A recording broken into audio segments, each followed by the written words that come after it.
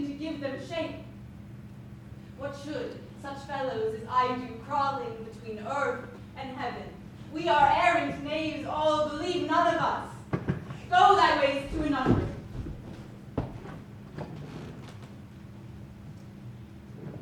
Where is your father? At home, my lord. Let the doors be shut upon him, that he may play the fool nowhere but in his own house. Farewell. Oh, help him, you sweet heaven! If thou dost marry, I give thee this plague, for thy dowry be thou as chaste as ice, as pure as snow. Thou shalt not escape calumny. Get thee to a nunnery, go farewell. And if thou dost needs marry a fool. For wise men know well enough what monsters you make of them. To a nunnery go, and quickly to farewell. Oh, heavenly powers, restore him! I have heard of your paintings too well enough.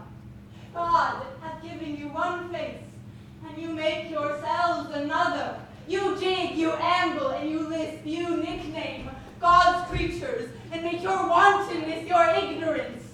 Go to all no more, and it hath made me mad. I say, we will have no more marriages. Those that are married already, all but one, shall live. The rest shall keep as they are. To a nunnery go.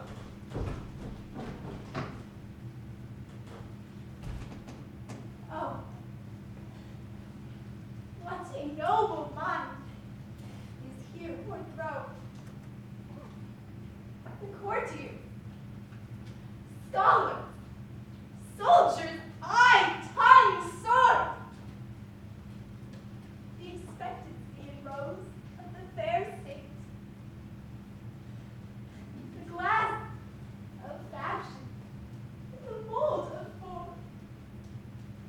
He observes all observers. Quite down. And I, of ladies most deject and wretched, that sucked the honey of his music vows, now see that noble and most sovereign reason like sweet bells jangled, out of tune and harsh, that unmatched form, the feature of blown youth, lasting the ecstasy. Oh, woe is me, to have seen what I have seen. See what I see. His love, his affections do not that way tend, nor what he spake, though to laugh or a little was not like madness. There is something in his soul, for which his melancholy sits on brood, and I do doubt the hatch and the disclose will be some danger, which for to prevent, I have in quick determination thus set it down. He shall with speed to England, for the demand of our neglected tribute, haply the seas and countries different, with variable objects, shall expel this something settled matter in his heart, whereon his brain still beating puts him not from fashion of himself. What think you on? Shall do well, but yet I do believe the origin and commencement of his grief sprung from neglected love. Now, Ophelia, need not tell us what Lord Hamlet said we heard it all. My lord, do as you please, but if you hold it fit after the play, let his queen mother alone entreat him to hear his process. If she find him not to England, send him, or confine him where your wisdom best shall think. It shall be so. Madness in great ones must not on watch go.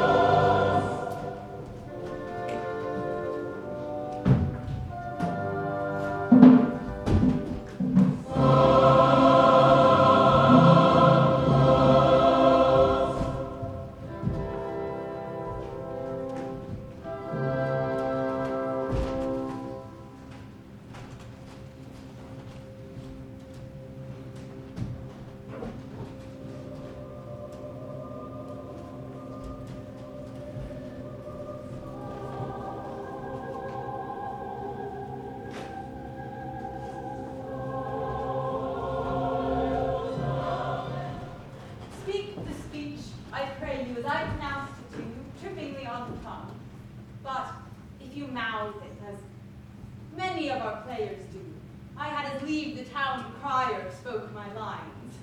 Nor do not saw the air too much with your hands thus, but use all gently. For in the very torrent, tempest, and as I may say, whirlwind of passion, one must acquire and beget a temperance to give it smoothness. Oh, it offends me to the very soul to hear a robustious, periwig-pated fellow tear a passion to tatters, to very rags to split the ears of the groundlings, who, for the most part, are capable of nothing but inexplicable dumb shows and noise. I would have a fellow wit for o'erdoing termagant. Without Herod, pray you avoid it. I warrant your honor. Nor be not too tame neither, but let your own discretion be your tutor. Suit the action to the word to the action, with this special observance, that you not o'erstep the modesty of nature. For anything so overdone is from the purpose of playing, whose end, at the first and now, was and is to hold as 'twere a mirror up to nature, to show virtue her own feature, scorn her own image, and the very age and body of the time his form and pressure. Now this, overdone, or come tardy off, though it make the unskillful laugh, cannot but make the judicious grieve, the censure of which one must, in your allowance, o'erweigh a whole theatre of others. Oh, there be players that I have seen play, and heard others praise, and that highly, not to speak it profanely, that having neither the gait of Christians, nor the accent of Christian, pagan, nor man, have so strutted and bellowed, that I have thought some of nature's journeymen had made men, and not made them well. They imitated humanity so abominably. I hope we have reformed that indifferently with us, sir. Oh, reform it altogether. And let those that play the clown speak no more than is set down for them. For there be of them some that will laugh themselves, to set upon some barren quantity of spectators to laugh too. That's villainous, and shows a most pitiful ambition in the fool that uses it. Go, make you ready. My lord, will the king hear this piece of work? And the queen too, and that presently. Go, bid the players make haste. Will you two help to hasten them? What ho, Horatio! Here, sweet lord, at your service. Horatio, thou art e'en as just a man as e'er my conversation coped withal. My dear lord, Nay, do not think I flatter.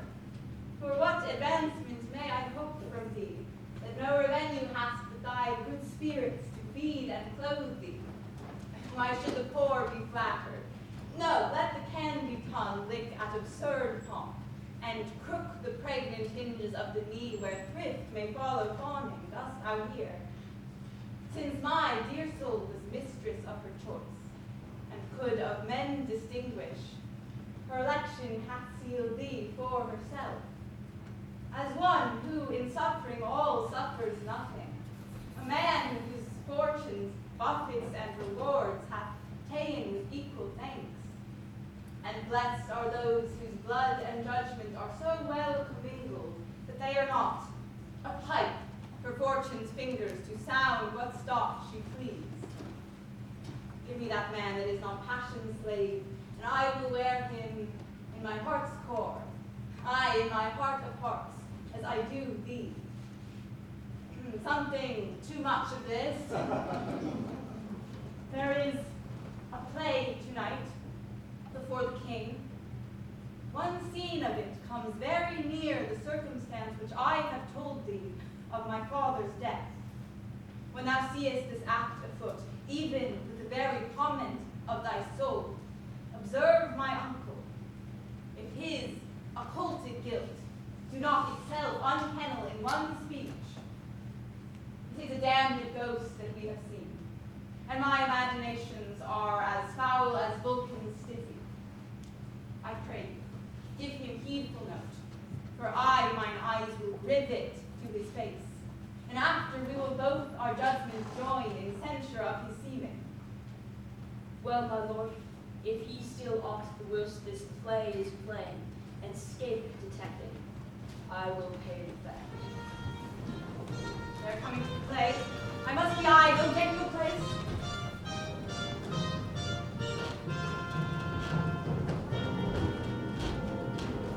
How fares our cousin Hamlet? Excellent effect of the chameleon's dish. I keep the air, promise crammed. You cannot be capon so. I have nothing with this answer, Hamlet. These words are not mine. No, nor mine now. My lord, you played once in the university, you say. That did I, my lord, and was accounted a good actor. What did you enact? I did enact Julius Caesar. I was killed with a counsel. Brutus killed me. 'Twas a brute part of you to kill so capital a cat there. Be the players ready? Aye, my lord, they stay upon your patience. Come hither, my dear Hamlet, sit by me. No, mother. Here's metal more attractive. Oh, how do you mark that? Lady, shall I lie in your lap? No, my lord. I mean my head upon your lap. Aye, my lord. Do you think I meant country matters? I think nothing, my lord. That's a fair thought to lie between maids' legs. What is, my lord? Nothing.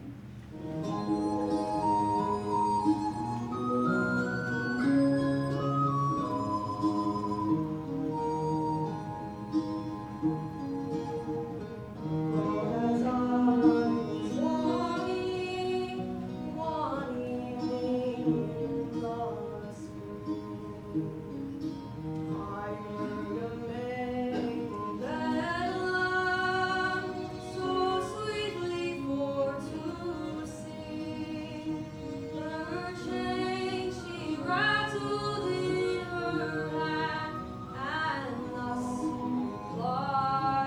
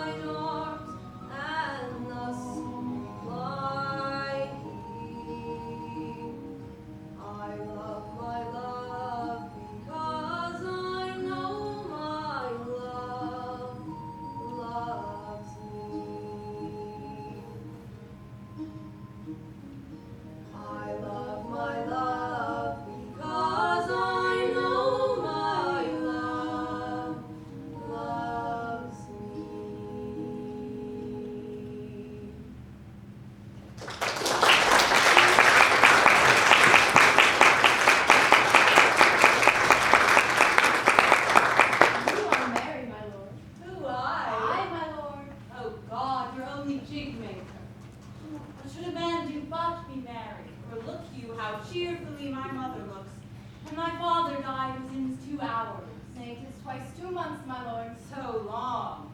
Nay, then let the devil wear black, for I'll have a suit of sables. Heavens, died 2 months ago and not forgotten yet. Then there's hope. A great man's memory may outlive his life half a year. But, by Our Lady, he must build churches, or else shall he suffer not thinking on. With the hobby horse, whose epitaph was, for oh, the hobby horse is forgot.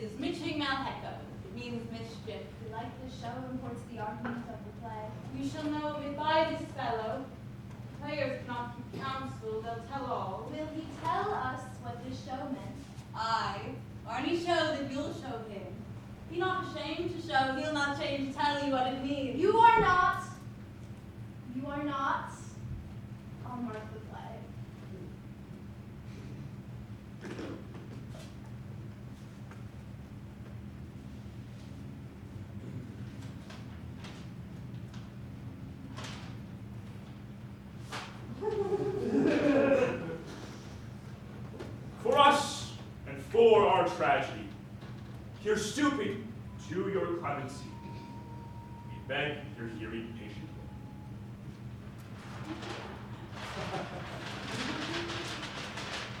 Is this the prologue or the posy of a reign? 'Tis brief, my lord. As woman's love.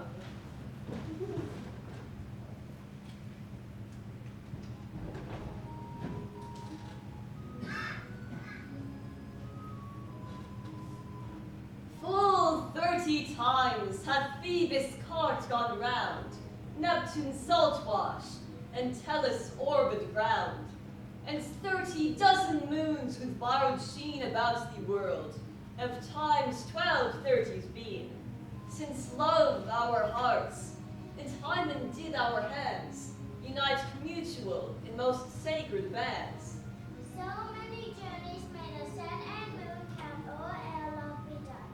But woe is me, you are so sick of late, so far from your former state. Now I distrust you, yet no, I distrust you.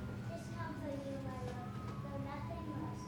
For woman's fear and love lose quantity, and neither art can extremity. Now my love is good, hath made you know, as my love is house. My fear is so, with a little step of fear. Faith, I must leave thee, love, and shortly too. My operant powers their functions leave to do, and thou shalt live in this fair world behind, honored, beloved, and happily one as kind for husband shalt thou. Who found the best? Such love must be true in my breast. When second husband let me be a curse, not good that second, but who would the first? Wormwood, wormwood. The incense that second deals me are based on the steps of fear, but that of love. A second time I believe you think what now you speak. But what we do determine oft we break. Purpose is but the slave to memory, a violent birth but poor validity, which now, like fruit unripe, sticks on the tree, but fall, unshaken, when they mellow be. Most necessary it is that we forget to pay ourselves, what to ourselves is debt, what to ourselves in passion we propose. The passion ending, doth the purpose lose. The violence of either grief or joy, their own enactures will themselves destroy. Where joy most revels, grief doth most lament. Grief joys, joy grieves on slender accident. This world is not for aye, nor 'tis not strange that even our loves should with our fortunes change. For 'tis a question left us yet to prove, whether love lead fortune, or else fortune love. The great man down remark his favored flies. The poor advanced makes friends of enemies. And hitherto doth love on fortune tend, for who not needs shall never lack a friend. And who in want a hollow friend doth try, directly seasons him his enemy. But orderly, to end where I begun, our wills and fates do so contrary run that our devices still are overthrown. Our thoughts are ours, their end is none of our own. So think thou wilt no second husband wed, but die thy thoughts when thy first lord is dead. No earth to me give thee no heaven light, spur any spurs, laugh for me day and night, to desperation turn my trust and hope, and anchors to imprisoned be my scope, each opposite that brings a face of joy, be well and it ye strive, though fear and hence pursuing lasting strife, if once away thou ever I be wed. She should break it now. 'Tis deeply sworn. Sweet, leave me here a while. My spirits grow dull, and fain I would beguile the tedious day with sleep.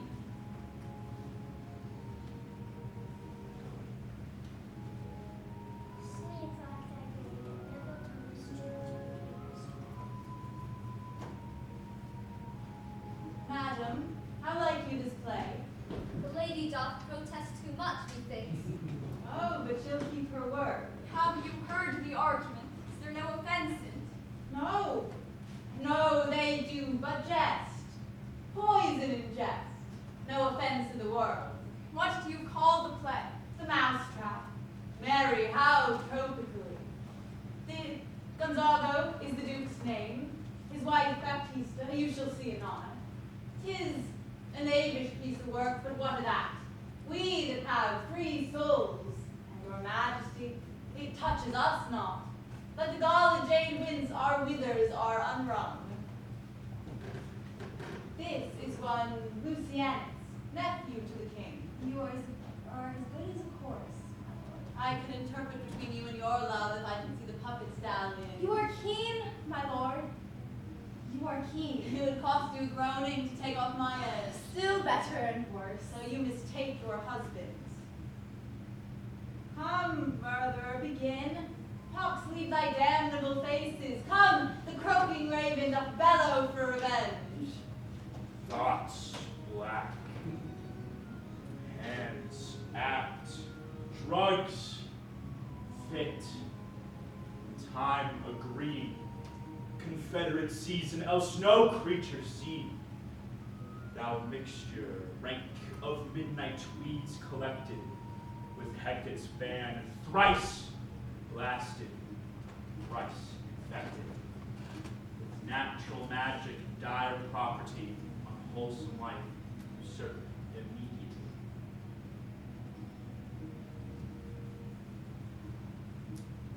He poisons him in the garden for his estate. His name's Gonzago. The play is extant and written in very choice Italian. You shall see anon how the murderer gets the love of Gonzago's wife. The king rises. What, frightened with false fire? Affairs, my lord. Forward the play. Give me some light away!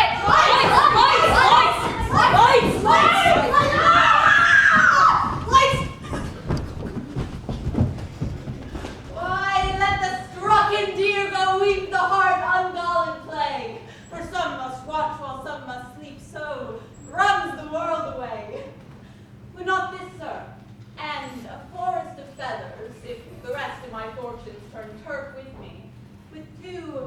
provincial roses on my raisin shoes.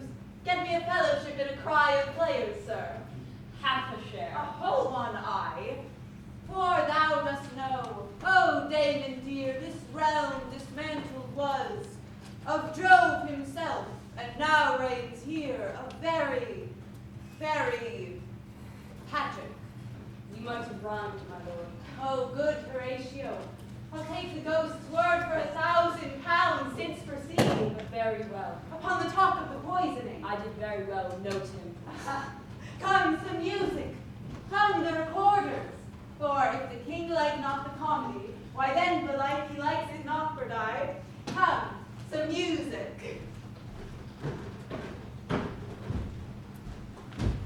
Good my lord, vouchsafe me a word with you. Sir, a whole history.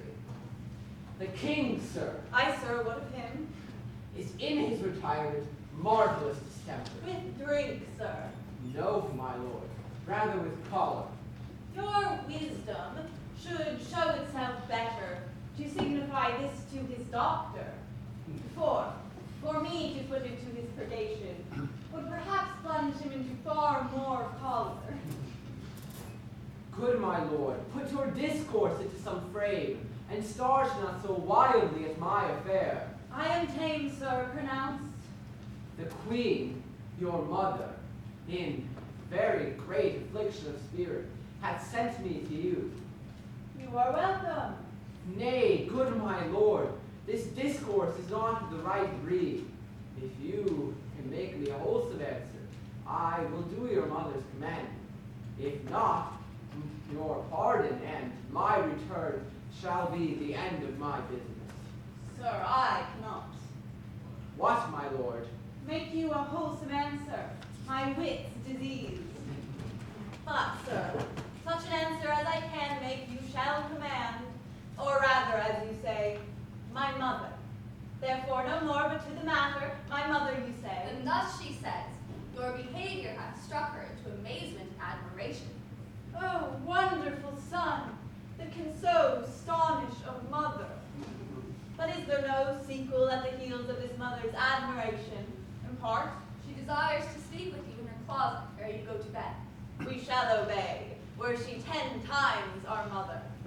Have you any further trade with us? My lord, you once did love me. And still do, by these pickers and stealers. Good my lord, what is your cause of distemper?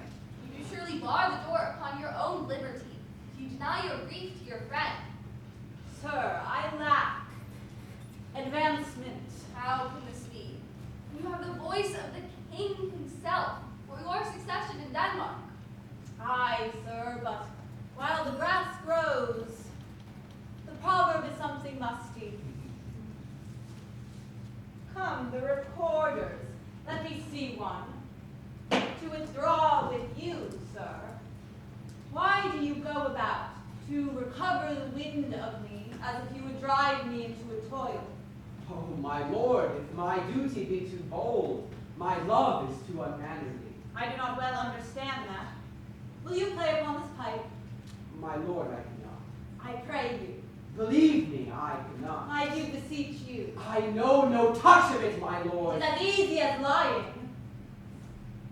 Govern these vantages with your finger and thumb.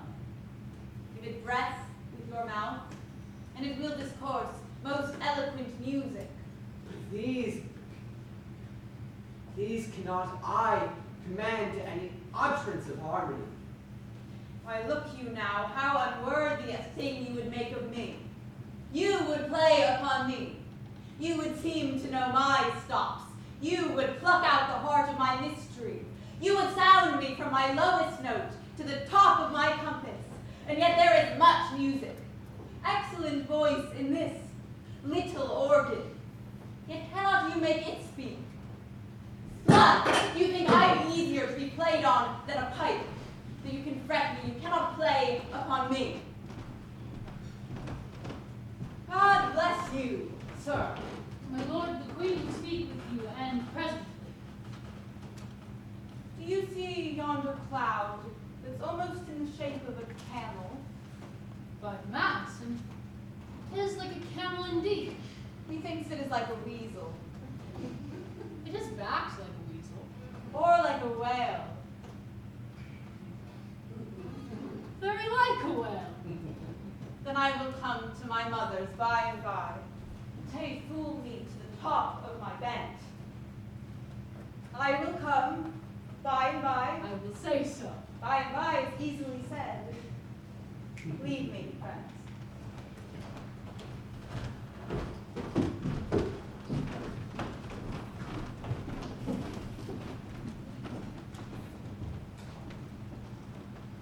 Now is the very witching time of night, where churchyards yawn and hell itself breathes out contagion to this world. Now may I drink hot blood and do such bitter business as the day would quake to look on. But soft, now to my mother's. O heart, lose not thy nature, let never the soul of Nero enter this firm bosom. I will be cruel to her, not unnatural. I must speak daggers to her, but use none. My tongue and soul in this be hypocrites. How in my words soever she be shent, to give them seals, never my soul consent.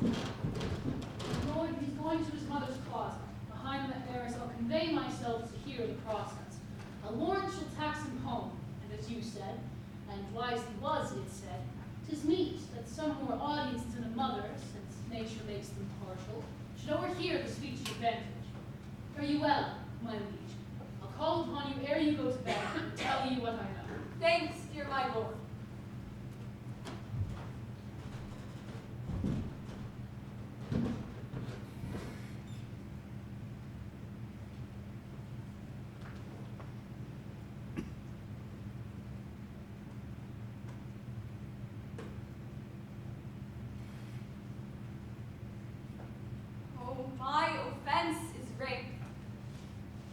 Smells to heaven. Hath the primal eldest curse upon me. Brother's murder. Pray can I not, though inclination be as sharp as will. My stronger guilt defeats my strong intent. And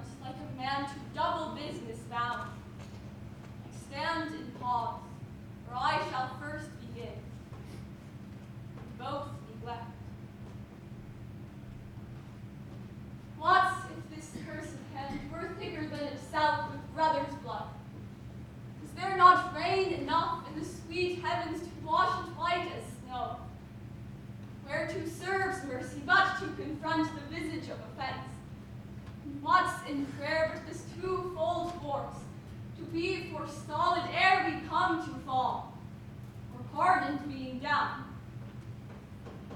Then all look up. My fault is past. But oh, what form of prayer can serve my turn? Forgive me my foul murder. That cannot be, since I am still possessed of those effects for which I did the murder. My crown,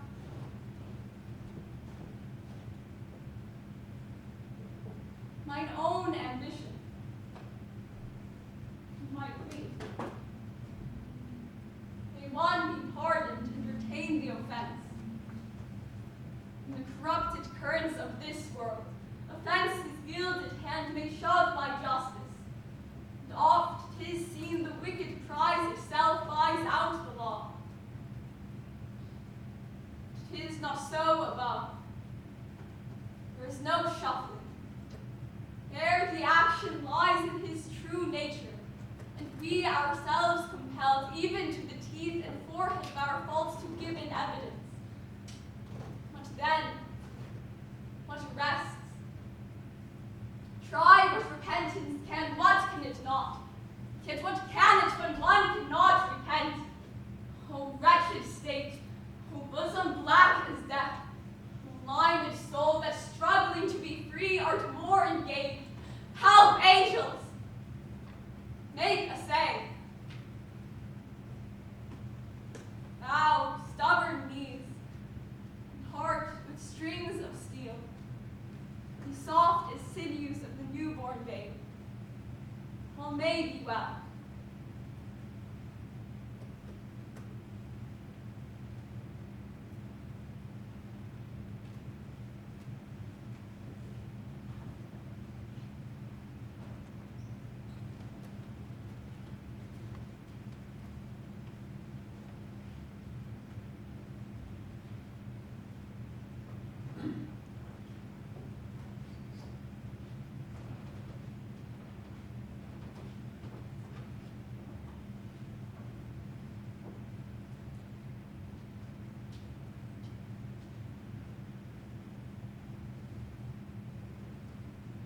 Now might I do it. Past, now he is praying, and now I'll do it. And so he goes to heaven. And so am I revenged. That would be scanned. A villain kills my father.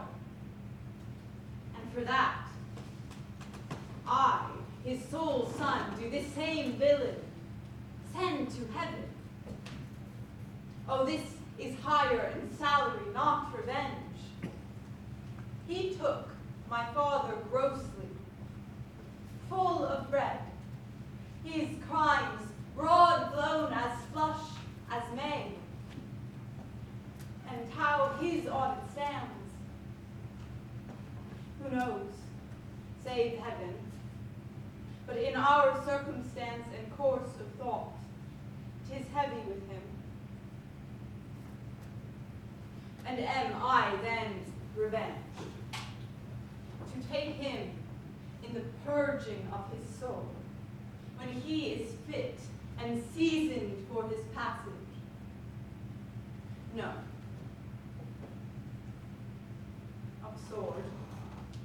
And know thou a more horrid tenant, when he is drunk, asleep, or in his rage, or in the incestuous pleasure of his bed, at gaming, swearing, or about some act that hath no relish of salvation in't. Then trip him, that his heels may kick at heaven, and his soul may be as damned and black as hell whereto it goes. My mother says, this physic but prolongs thy sickly days.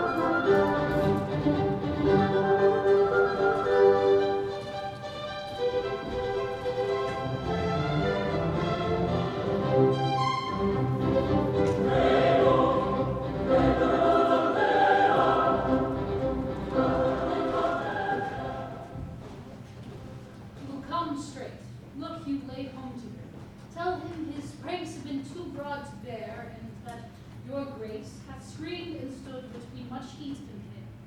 I'll silence myself even here. Pray ye be round. Mother! Mother! Mother! I warrant you, hear me not. Withdraw, hear him coming. Now, mother, what's the matter? Hamlet, thou hast thy father much offended. Mother, you have my father much offended. Come you answer with an idle tongue. Go, you question with a wicked tongue. I have now, Hamlet. What's the matter now? Have you forgot me? No, by the rood, not so. You are the queen, your husband's brother's wife. And would it were not so, you are my mother. Nay, then I'll set those to you that can speak. Come, sit you down. You shall not budge. You go not, till I have set you up a glass, where you may see the inmost part of you. What wilt thou do? Thou wilt not murder me! Help, no, What ho, help, help, help! Now, a rat, dead for a ducat, dead! Oh, I am slain! Oh, me! What hast thou done? Nay, I know not. Is it the king? Oh, what a rash and bloody deed is this! A bloody deed, almost as bad, good mother, as kill a king and marry with his brother. Has killed a king. I lady. It was my word.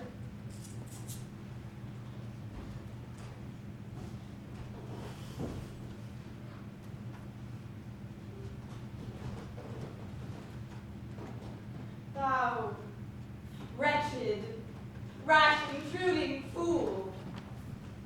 Farewell. I took thee for thy better.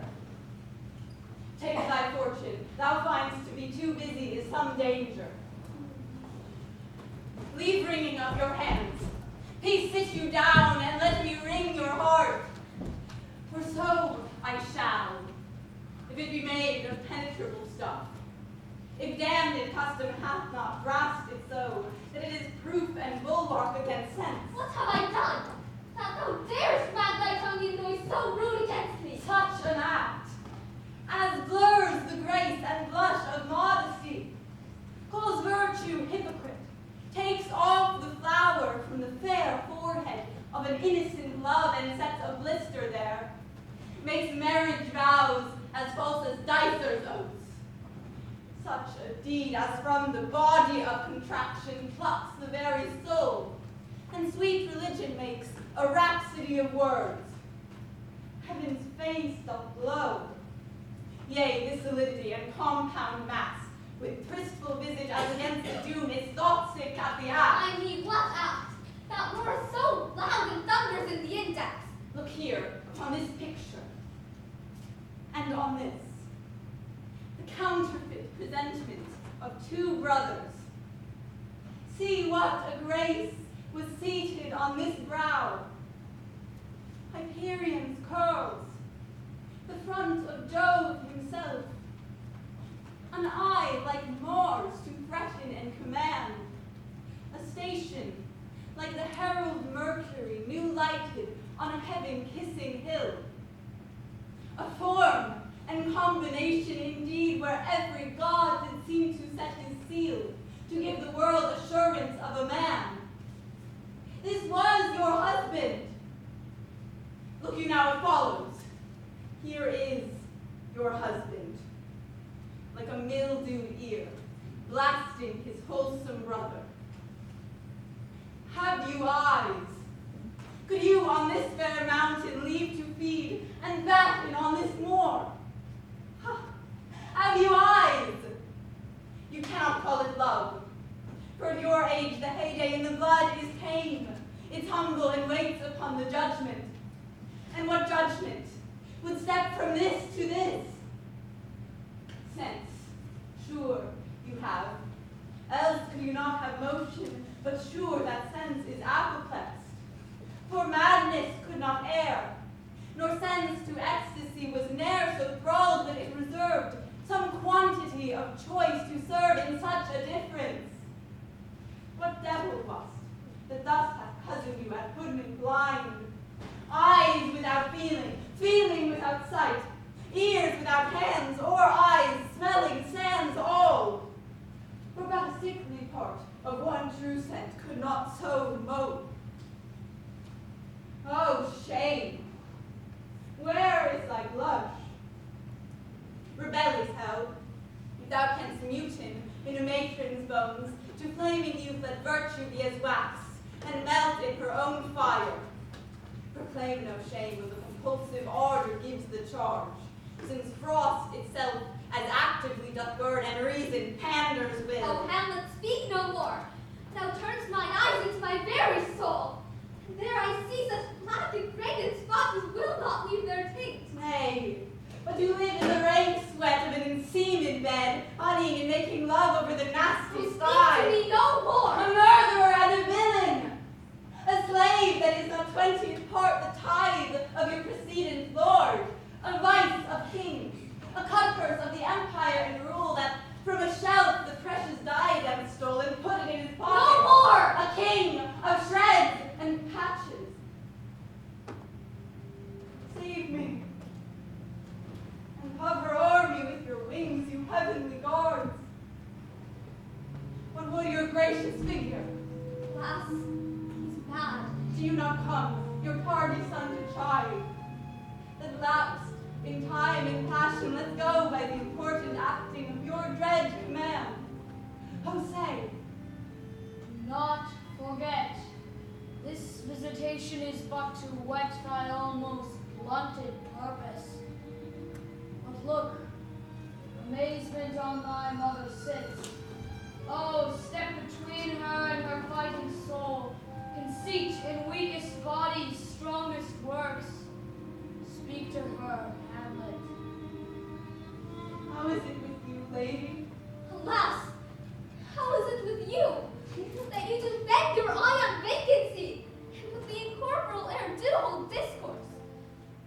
Or that your eyes your spirits wildly peep, and as the sleeping soldiers in the alarm, her bedded hair, like life in excrement, starts up and stands on end. Gentle sun, on the heat flame of your distemper sprinkle collocations. Whereon do you look? On him! On him! Look you! How pale he glares! His form and cause conjoined, preaching to stones, could make them capable. Do not look on me, lest with this piteous action you do convert my stern effects. Then what I have to do will want true color, tears perchance for blood. To whom do you speak this? Do you see nothing there? Nothing at all. Nor did you nothing hear? Oh, nothing but ourselves. Look you, how it steals away, my father in his habit as he lived. Look where he goes even now, out at the portal. This is the very coinage of your brain. This bodiless creation, ecstasy is very cunning in. Ecstasy. My pulse, as yours, doth temperately keep time, and makes as healthful music. It is not madness that I have uttered. Bring me to the test, and I the matter will reword, which madness would gamble from. Mother, for the love of grace, lay not that flattering unction to your soul, that not your trespass, but my madness speaks. It will but skin and film the ulcerous place, whilst rank corruption, mining all within, infects unseen. Confess yourself to heaven. Repent what's past. Avoid what is to come, and do not spread the compost on the weeds to make them ranker. Forgive me this my virtue, for in the fatness of these pursy times, virtue itself of vice must pardon beg. Yea, curb and move for leave to do him good. Oh, Hamlet, thou hast cleft my heart in twain. Oh, throw away the worser part of it, and live the purer with the other half. Good night. But go not to my uncle's bed. Assume a virtue if you have it not. For that monster custom, who all sense doth eat, of habits devil is angel yet in this. that to the use of actions fair and good he likewise gives a frock or livery that aptly is put on. Refrain tonight, and that shall lend a kind of easiness to the next abstinence, the next more easy. For use almost can change the stamp of nature, and either house the devil or throw him out with most wondrous potency. Once more, good night. And when you are desirous to be blessed, I'll blessing beg of you. For this same Lord I do repent, but heaven hath pleased it so to punish me with this, and this with me, that I must be their scourge and minister. I will bestow him, and will answer well the death I gave him. I must be cruel only to be kind. Thus bad begins, and worse remains behind. One word more, good lady. What shall I do? Not this, by no means that I bid you do. Let the bloat king tempt you again to bed. Pinch wanton on your cheeks, call you his mouse, and let him for a pair of reachy kisses, or paddling your neck with his damned fingers, make you to ravel all this matter out. That I essentially am not in madness, but mad in craft. For good you let him know. For who that's but a queen, fair, sober, wise, would from a paddock, from a bat that jibs such dear concernings hide, who would do so? No, in despite of sense and secrecy, unpeg the basket on the house's top. Let the birds fly, and, like the famous ape to try conclusions, into the basket creep, and break your own neck down. Be thou assured, if words be made of breath, and breath of life, they have no life to grieve what thou hast said to me.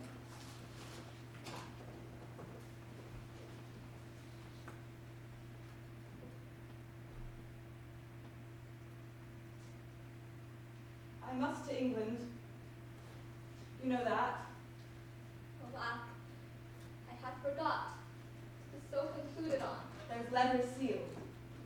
And my two schoolfellows, who I will trust as I will adders fain, they bear the mandate. They must sweep my way and marshal me to knavery. Let it work. For 'tis the sport to have the engineer hoist with his own petard, and shall go hard, but I will delve 1 yard below their minds, and blow them at the moon. Oh, 'tis most sweet, when in one line two crafts directly meet. This man shall set me packing. I'll lug his guts into the neighbor room. Good night, mother. Indeed, this counselor is most still, most secret, and most grave, who was in life a foolish, prating knave. Mother, good night. Come, sir, to draw toward an end with you. Good night.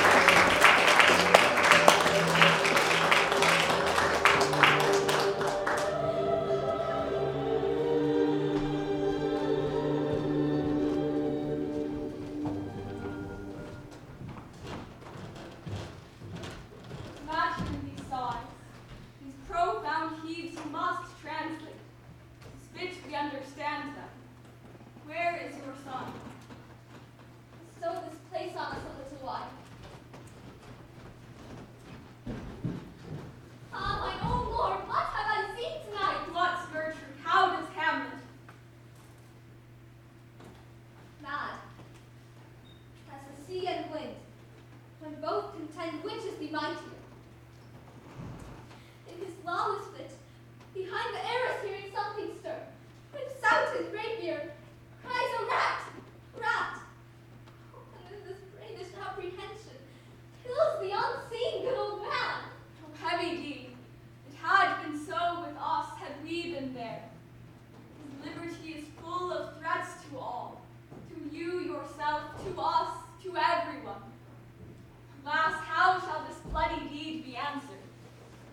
laid to us, whose providence should have kept short, restrained and out upon this mad young man. So much was our love, we would not understand which was most fit, but like the owner to a foul disease, to keep it from divulging, let it feed even on the pith of life. Where is he gone? To draw apart the body he hath killed, for whom his very madness, like some ore upon a mineral of metal's face, shows itself pure. He weeps for what is done. Gertrude, come away. The sun no sooner shall the mountains touch, but we will ship him hence. This vile deed we must, with all our majesty and skill, both countenance and excuse. Ho, Guildenstern! Friends both, go join you at some further aid. Hamlet in madness hath Polonius slain, and from his mother's closet hath he dragged him. Go, seek him out. Speak fair and bring the body into the chapel. Pray you, haste in this. Oh, Gertrude, come away. Call up our wisest friends, and let them know both what we mean to do and what's untimely done.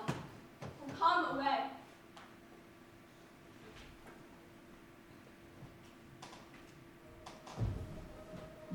My soul is full of discord and dismay.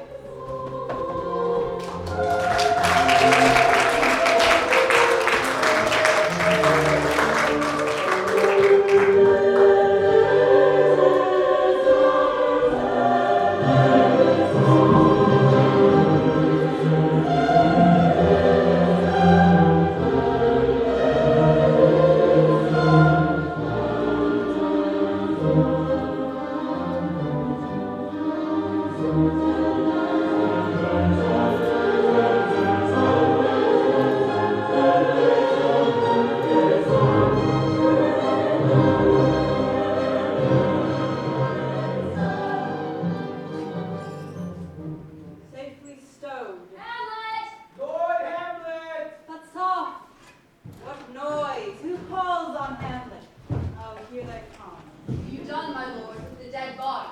Compounded it with dust, where suit his kin. Tell us where it is. We may take it thence and bear it to the chapel. Do not believe it. Believe what?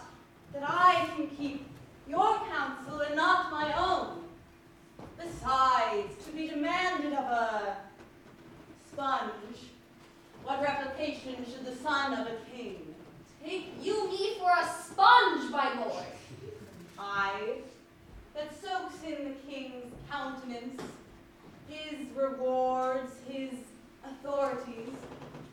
But such officers do the king best service in the end. He keeps them like an ape in the corner of his jaw, first mouthed to be last swallowed. And when he wants what you have gleaned, it is but squeezing you. And sponged you shall be dry again. Understand you not, my lord. I am glad of it. A knavish speech sleeps in a foolish ear. My lord, you must tell us where the body is and go with us to the king. The body is with the king. But the king is not with the body. The king is a thing A thing, my lord. of nothing. Come, bring me to him. Hide, fox, and all after.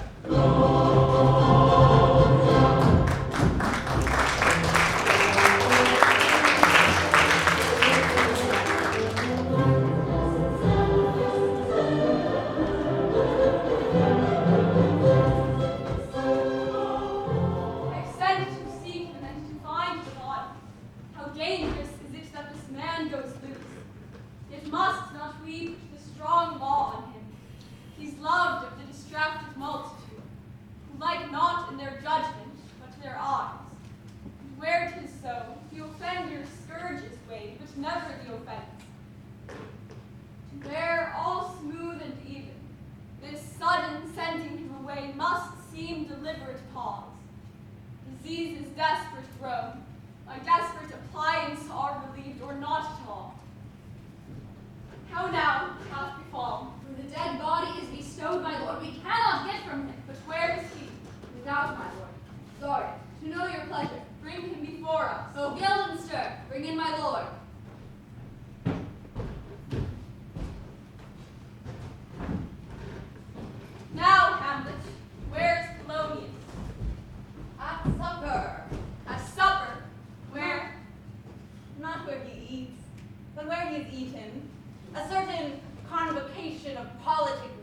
worms are in at him now. Your worm is your only emperor for diet. We fat all creatures else to fat us, and we fat ourselves for maggots. Your fat king and your lean beggar are but variable service. 2 dishes, but to 1 table. That's the end. Alas, alas. A man may fish with that worm that hath eaten the king, and eat of that fish that hath fed of that worm. What dost thou mean by this? Nothing, but to show you how a king may go a progress through the guts of a beggar. Where is Polonius? In heaven. Send thither to see. If your messenger find him not there, seek him in the other place yourself.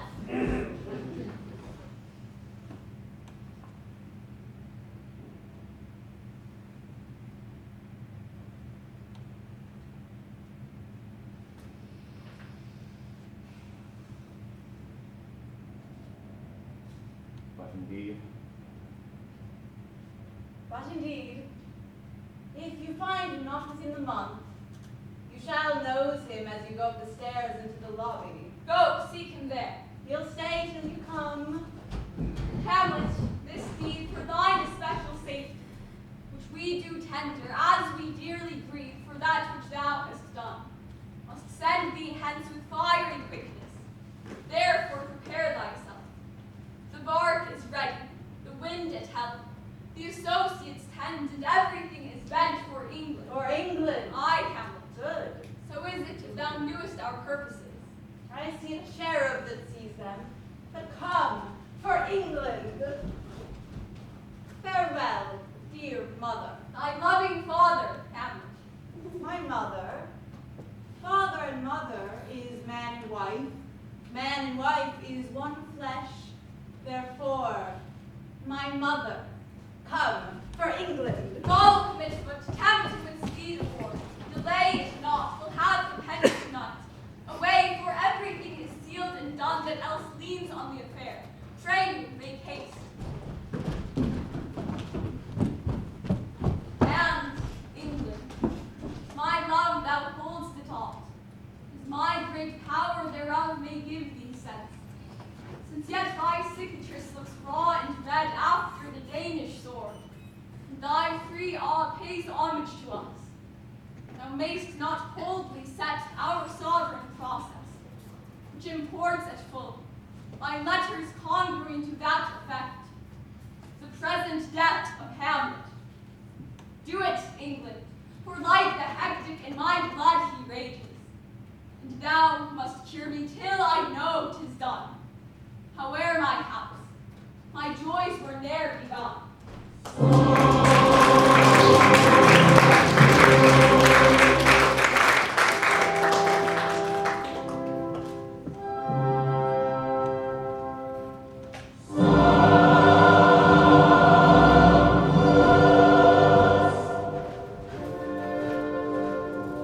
Go, Captain. From me greet the Danish king. Tell him that, by his license, Fortinbras claims the conveyance of a promised march over his kingdom. You know the rendezvous.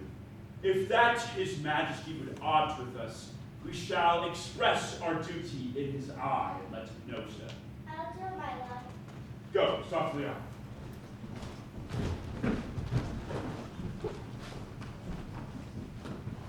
Good sir, whose powers are these? They are known, sir, How purpose, sir, I pray you. against some part of Poland. Who commands them, sir? The nephew to Illinois was the best. Goes it against the main of Poland or for some frontier? Truly to speak, and with no distance, we go to gain a little passport. That passes no possible the name. To make 5 ducats 5. I do not find it, no melody to Illinois, or the tongue. A winker waits that we saw the king. Why then the Pollock never will defend it. Yes, it is all a gale. 20,000 souls and 2,000 ducats do not debate the question of this straw. This is the imposthume of much wealth and peace that inward breaks and shows no cause without why the man dies. I humbly thank you, sir. God be with you, sir. Please you go, my lord. I'll be with you straight. Go a little before.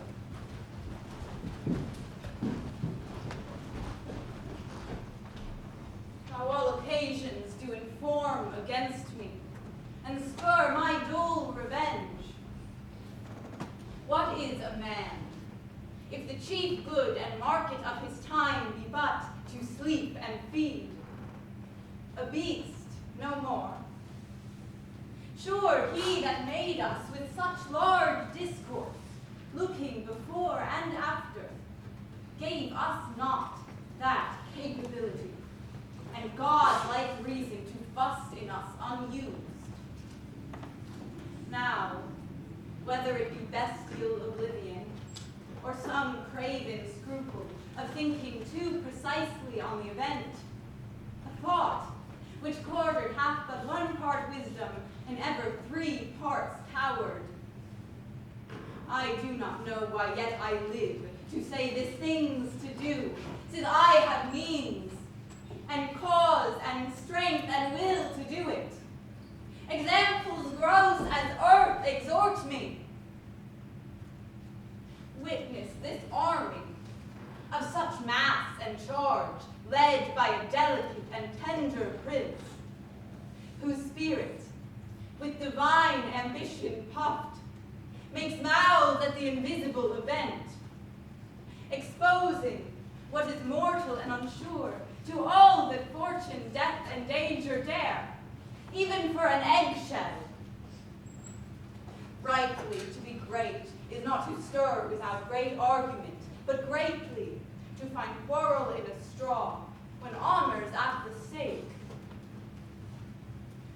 How stand I then, who have a father killed, a mother stained, excitements of my reason and my blood, and let all sleep, while to my shame I see the imminent death of 20,000 men, who go to their graves like beds, fight for a plot, whereon the numbers cannot hide the cause, whereon the continent is not tomb enough to hide the slain. Oh, from this time forth, my thoughts be bloody, or be nothing worth.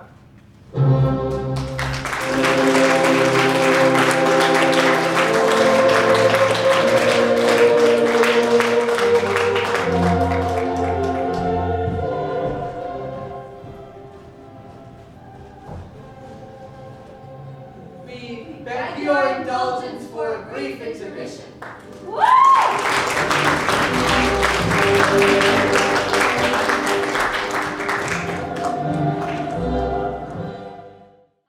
She speaks much of her father. She gives the Shakespeare and Hamlet into her, spoke enviously and stuff, speaks things in their half-carried sense. Her speech is nothing, yet the unshifting sort of that movement is complexion that a mighty impartial order to read on facts that make one think there might be fact, though I show much unhappily. Twere good she were spoken, for she may strew dangerous conjectures in ill-breeding minds. Let her come in. To my sick soul, as sin's true nature is, each toy seems prologue to some great miss. So full of artless jealousy is guilt, it spills itself, fearing to be spilt. Where is the beauteous majesty of Giovanna? How now, Ophelia? How should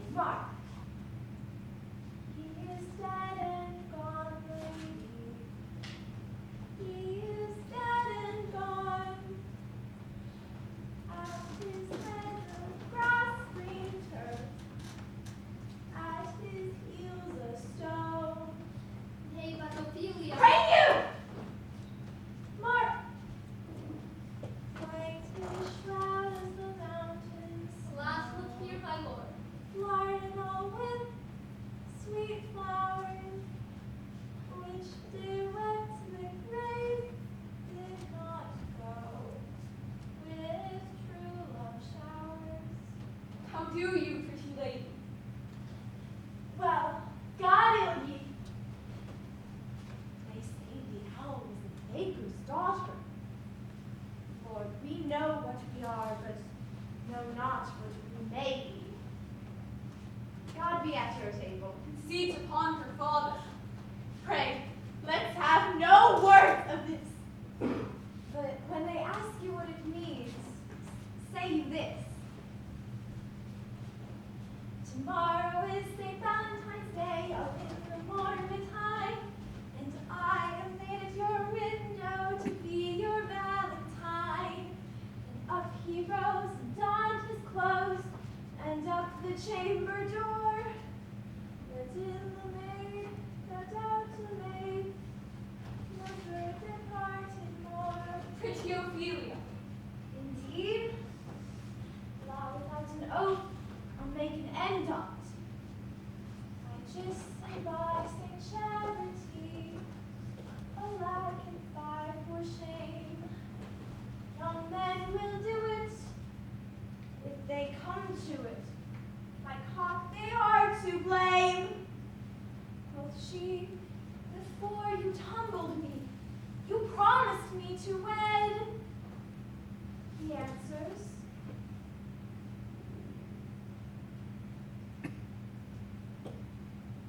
so I would have done by yonder sun, and thou hadst not come to my bed. How long hath she been thus?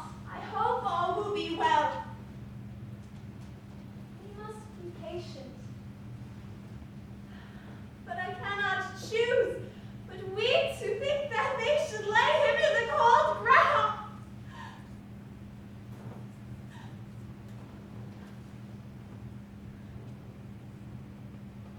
My brother shall know of it. And so I thank you for your good counsel. Come, my coach. Good night, ladies. Good night, sweet ladies. Good night. Good night. Good night. Come her close, give her good watch, I pray thee. This is the poison of deep grief, springs all from her father's death. Oh, Gertrude, Gertrude. When sorrows come, they come not single spies, but in battalions. First her father slain, next your son gone, and he most violent author of his own just removed. The people muddy, thick and unwholesome in their thoughts and whispers for good Polonius' death. And we have done but greenly, and hug her mother to inter.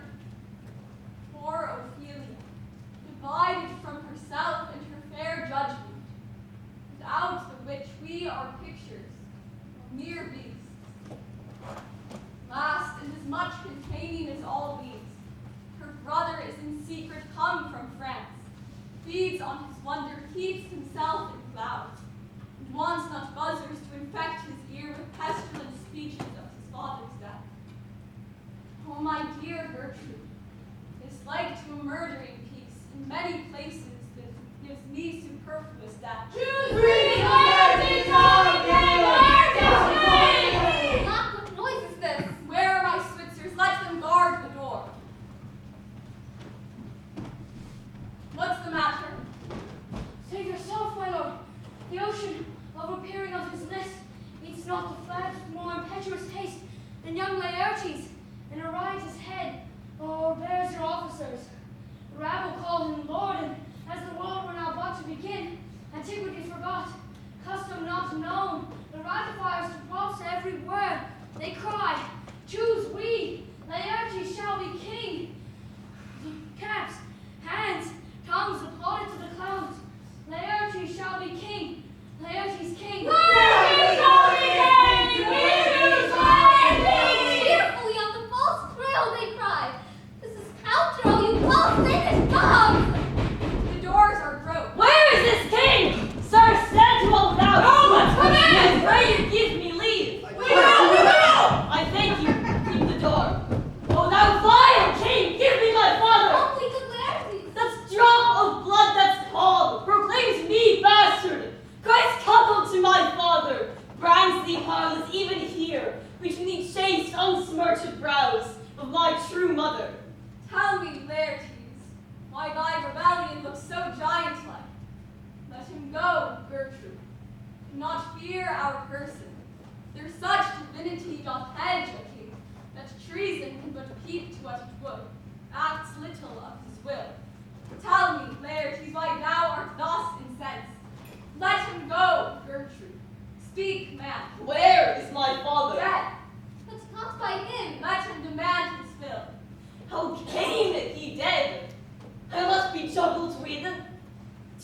hell, allegiance, vows to the blackest devil, conscience and grace to the profoundest pit.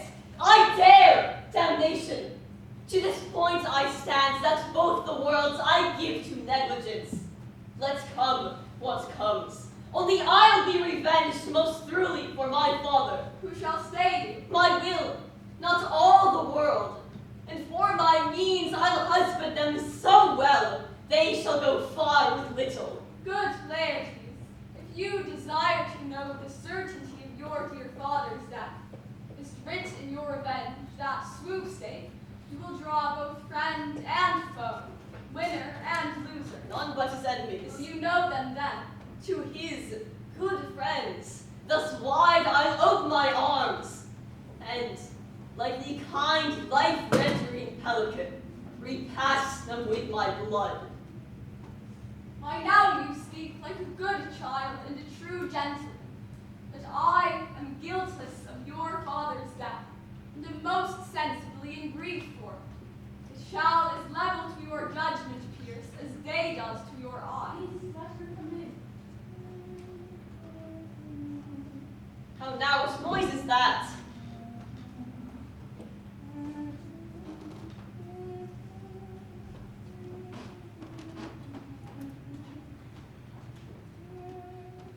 Oh, eat. Dry up my brains. Tears 7 times salt. Turn out the sense and virtue of mine eye. By heaven, my madness shall be paid by late, till our scale turn the beam.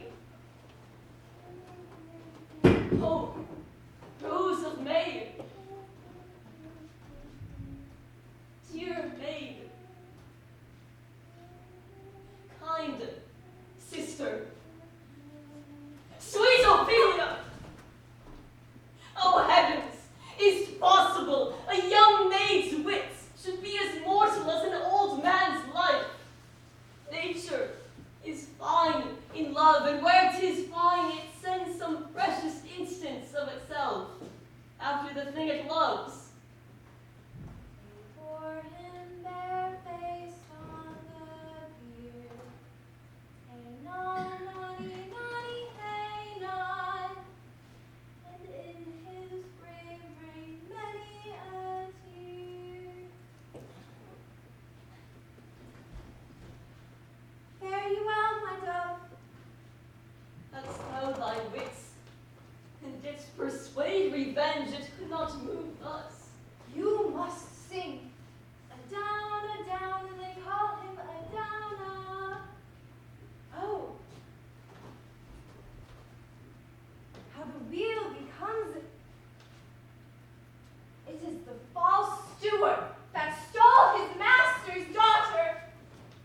This nothing's more than matter.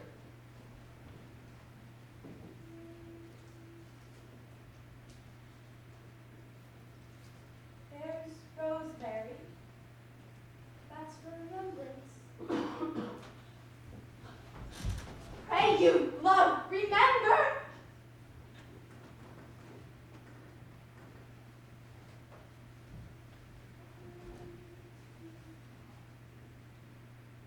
And here's pansies. That's for thoughts. A document in madness, thoughts and remembrance fitted.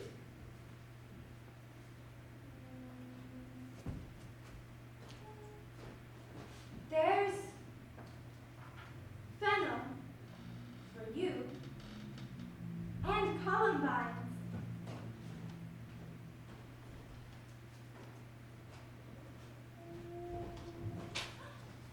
There's rue for you. And here's some for me.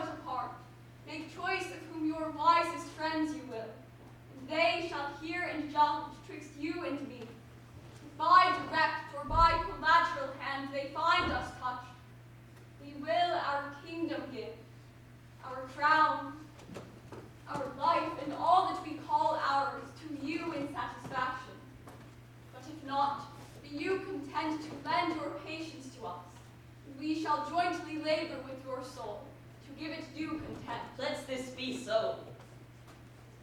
His means of death, his obscure funeral, no trophy, sword, nor hatchment o'er his bones, no noble rites, nor formal ostentation, cry to be heard, as tore from heaven to earth that I must call it in question.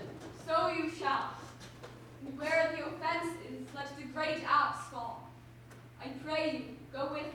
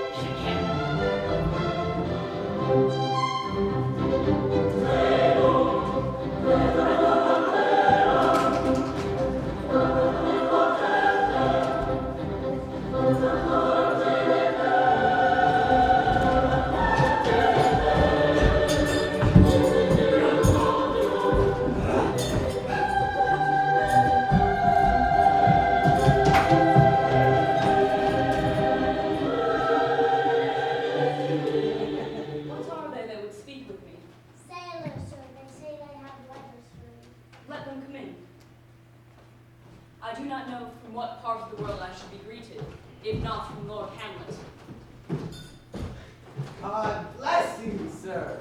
Let him bless thee too. He shall, sir, and please him.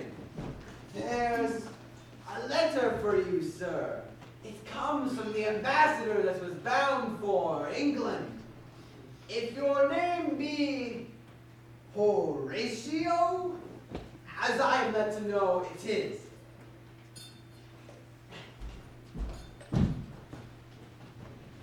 Horatio, when thou shalt have overlooked this, give these fellows some means to the king. They have letters for him. Ere we were 2 days old at sea, a pirate, a very warlike appointment, gave us chase. Finding ourselves too slow of sail, we put on a compelled valor, and in the grapple I boarded them. On the instant they got clear of our ship, so I alone became their prisoner. They have dealt with me like thieves of mercy, but they knew what they did. I am to do a good turn for them. Let the king have the letters I have sent, and repair thou to me with as much speed as thou wouldst fly death. I have words to speak in thine ear, which will make thee dumb, yet are they much too light for bore of the matter. These good fellows will bring me where I am. Rosencrantz and Guildenstern hold their course for England. Of them I have much to tell thee. Farewell. He that thou knowest thine, Hamlet. Come, I will make you way for these your letters, and do it the speedier, so that you may direct me to him from whom you brought them.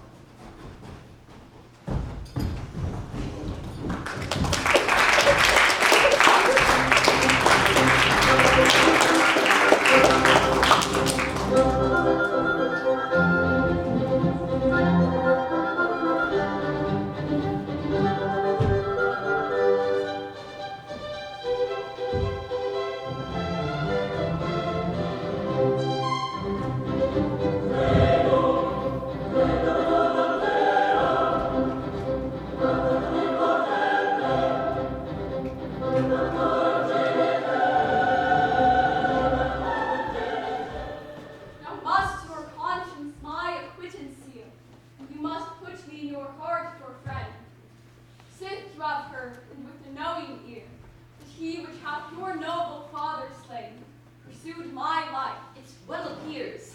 But tell me, why you proceeded not against these feats, so crimeful, and so capital in nature, as by your safety, wisdom, all things else you mainly were stirred up. Oh, for two special reasons, which may to you perhaps seem much unseemly, yet to me they are strong. The queen, his mother, lives almost by his looks.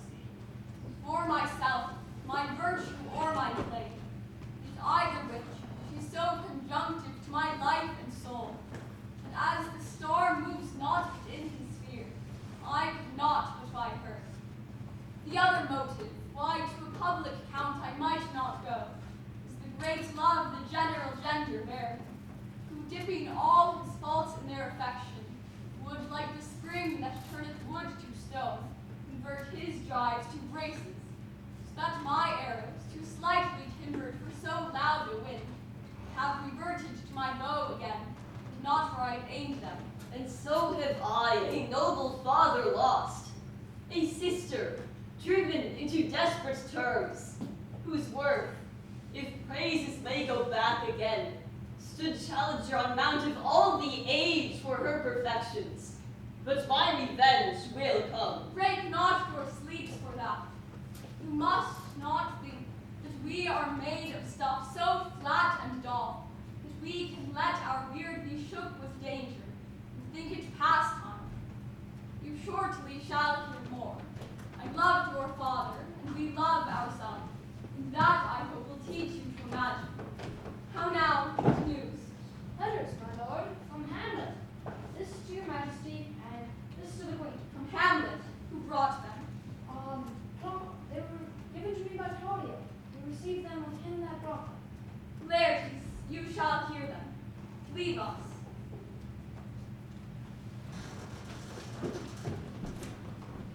High and mighty, you shall know I am set naked on your kingdom.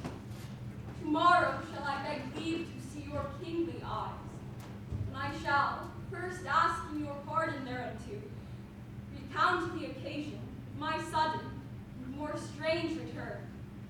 Hamlet, what should this mean? Are all the rest come back? Or is it some abuse and no such thing? Know you the hand? It's Hamlet's character. Naked. In a postscript here he says, alone. Can you advise me? I am lost in it, my lord. But let him come.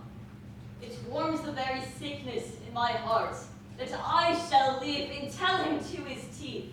Thus didst thou. If it be so, Laertes, how should it be so? How otherwise? Will you be ruled by me? I, my lord, so you will not overrule me to a peace. Thine own peace. If he be now returned, is checking at his voyage, that he means no more to undertake it, I will work him to an exploit now ripe in my device, under the which he shall not choose but fall, and for his death no wind of blame shall breathe. But even his mother shall uncharge the practice, and call it accident. My lord, I will be ruled. The rather, if you could devise it so that I might be the organ. It falls right. You have been talked of since your travel much, and that in Hamlet's hearing, for a quality wherein they say you shine. For some of parts did not together pluck such envy from him, as did that one, and that in my regard of the unworthiest seed. What part is that, my lord? A very ribbon in the cap of youth, yet needful too. For youth no less becomes the light and careless livery that it wears.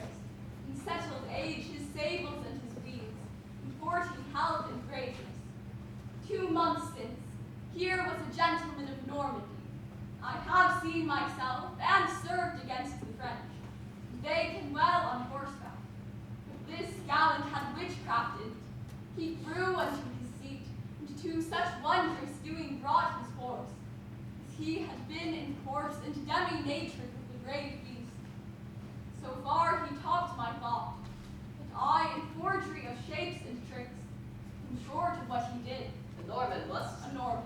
Upon my life, The Lamont. very same. I know him well. He is the brooch indeed and gem of all the nation. He made confession of you, and gave you such a masterly report for art and exercise in your defense.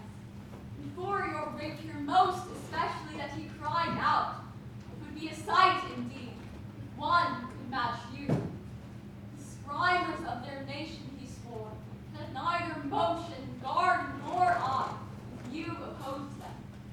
Sir, this report of his, did Hamlet so envenom with his envy, that he could nothing do but wish and beg your sudden coming or to play with him. Now out of this. What out of this, my lord?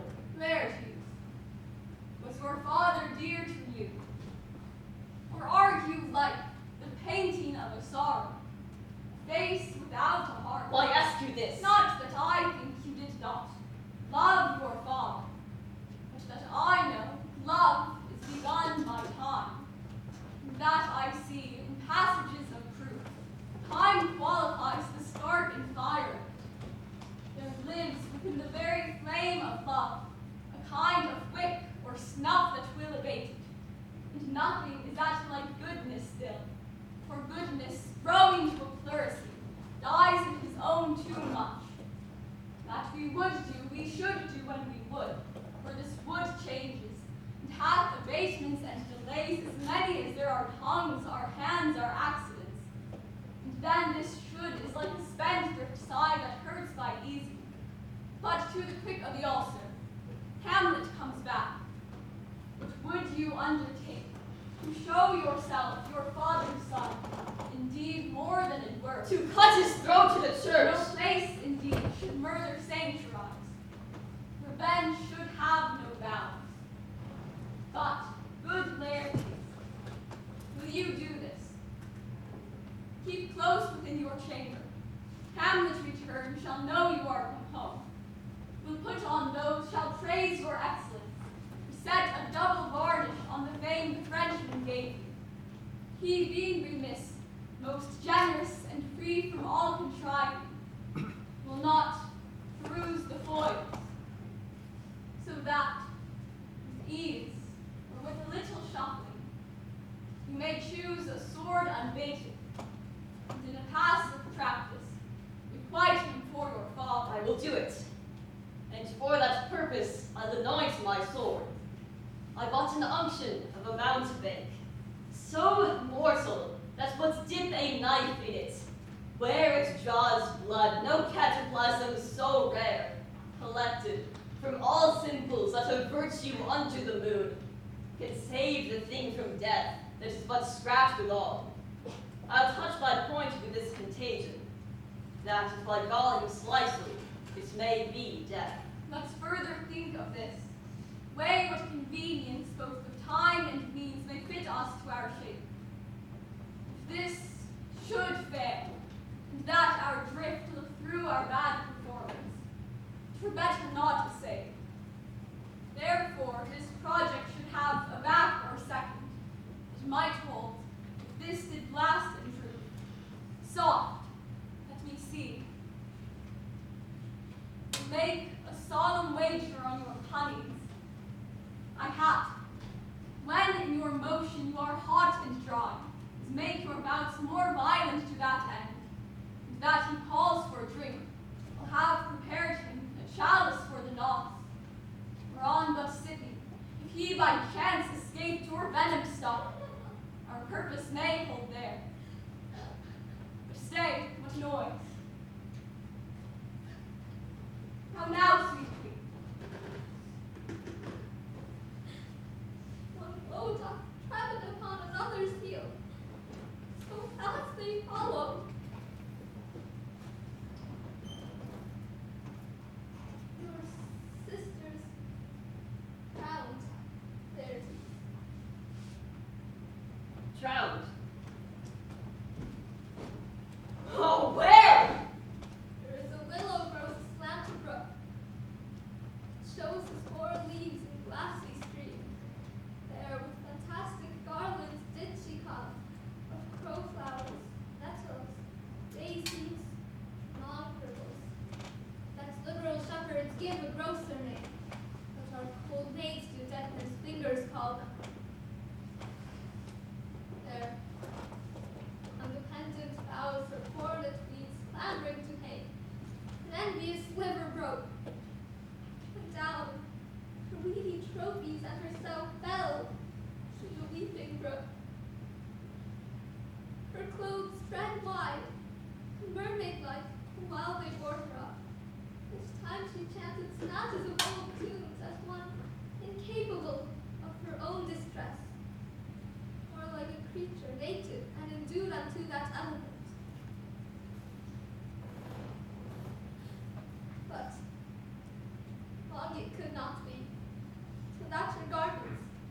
content me with their drink.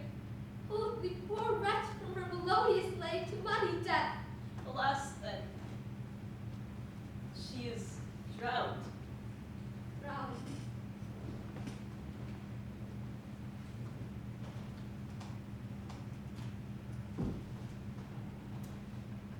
Drowned.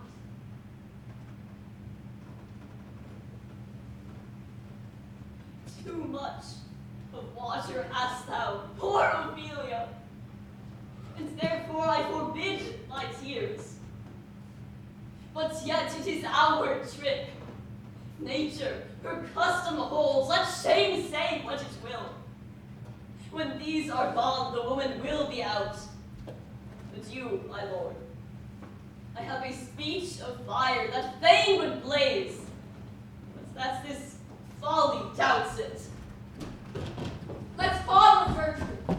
How much I had to do to calm his rage.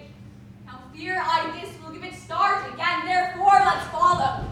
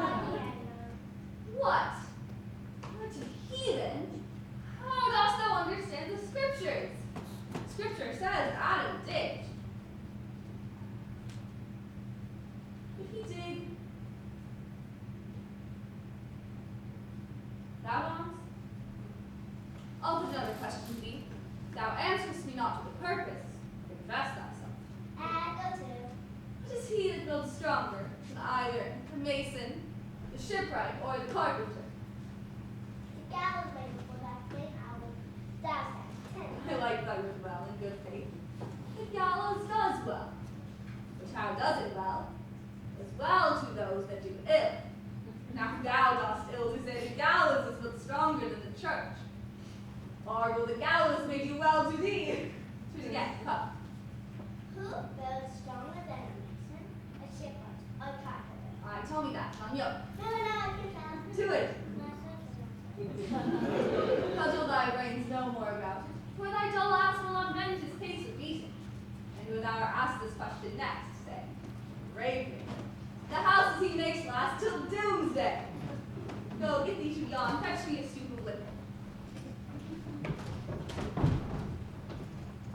In youth, when I did love, methought it was very sweet to contract the time for my behold, methought there was nothing meet. Hath this fellow no feeling of his business, that he sings at grave making? Custom hath made it in him a property of easiness. 'Tis e'en so. The hand of little employment hath the daintier sense. But age, with his stealing steps, had clawed me in his clutch, and has shipped me until the land. I had never been such. That skull had a tongue in it, and could sing once. How the knave jowls it to the ground, as if it were Cain's jawbone that did the first murder. This might be the skull of a politician, which that ass no o'erreaches, one that would circumvent God, might it not? It might, my lord. Or of a courtier, which could say, Good morrow, sweet lord, how dost thou, good lord? This might be my lord such a one, who praised my lord such a one's horse when he meant to beg it, might it not? It might, my lord. Why, e'en so. And now, my lady worms, chapless and knocked about the mazzard with a sexton's spade. Here's fine revolution, and we have a trick to see it. Did these bones cost no more the breeding than to play at loggets with them? Mine ache to think on't. A pickaxe and a spade, for and a shrouding sheet. Oh, a pit of clay, for to be made for such guest as meet. There's another. Why may that be not the skull of a lawyer? Where be his quiddits now, his quillets, his cases, his tenures, and his tricks? Why does he suffer, this rude knave now, to knock him about the sconce with a dirty shovel, and will not tell him of his action of battery, huh? This fellow in his time might be a great buyer of land, with his statutes, his recognizances, his fines, his double vouchers, his recoveries. Is this the fine of his fines, and the recovery of his recoveries, to have this fine paid full of fine dirt? Will his vouchers voucher no more of his purchases, and double ones too, than the length and breadth of a pair of indentures? The conveyances of his lands will hardly lie in this box, and shall the inheritor himself have no more, huh? Not a jot more.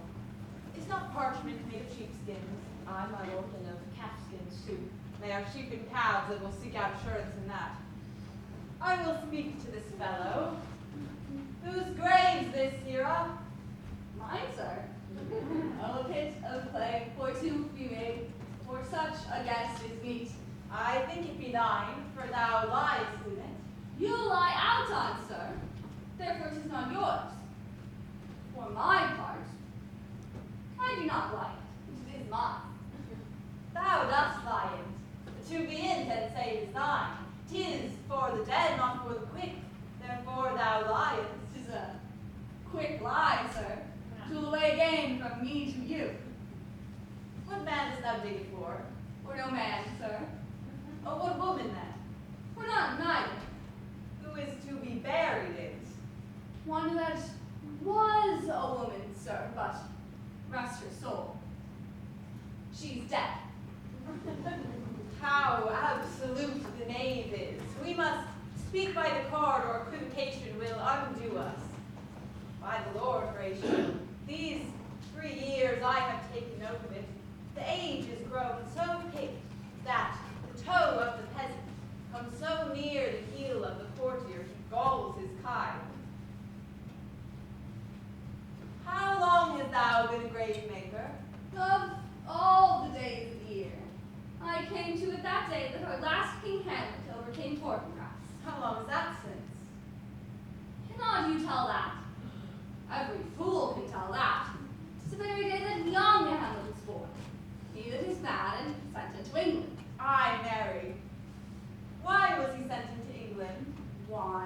Because it was mad.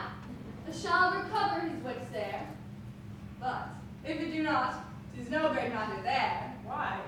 'Twill not be seen in him there.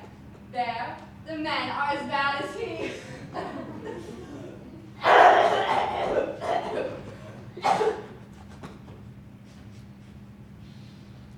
How came he mad? Very strangely, they say. How strangely? They limply losing his wits. Upon what ground? Why, here in Denmark. I have been sexton here, man and boy, 30 years. How long will a man lie the earth ere he rot? Faith, will not be rotten before I die, as we have many hockey courses nowadays. Will last you 8 years, 9. Tanner will last you 9. Why he more than another?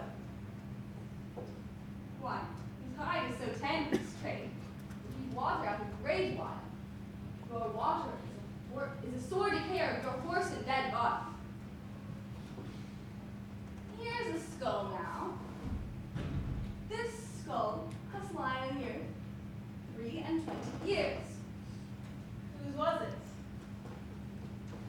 A horse and mad fellow's it was. Whose do you think it was? Nay, I know not. Pestilence on him for a mad rogue. He poured a flagon of Rhenish on my head. This skull, sir, was Yorick's skull, the king's jester. This. Even that. Let me see it.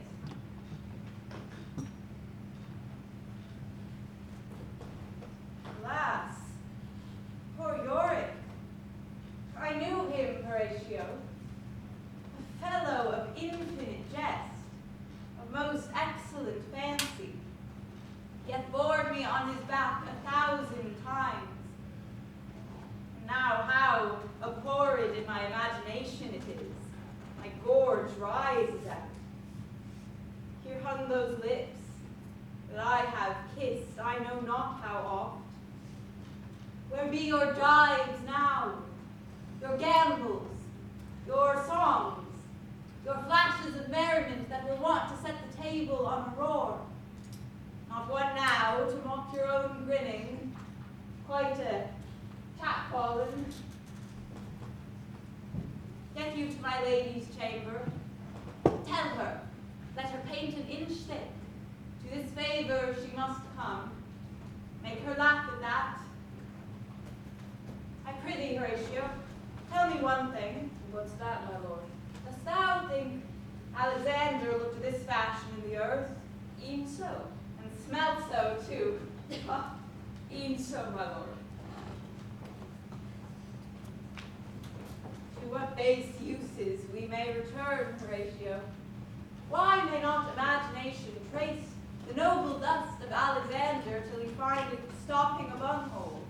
Sure to consider too curiously to consider so. No, faith, not a jot. To follow thither with modesty enough and likelihood to lead it as such. Alexander died, Alexander was buried, Alexander returneth into dust. The dust is earth, of earth we make loam. And why of that loam whereto he was converted, might they not patch a wall?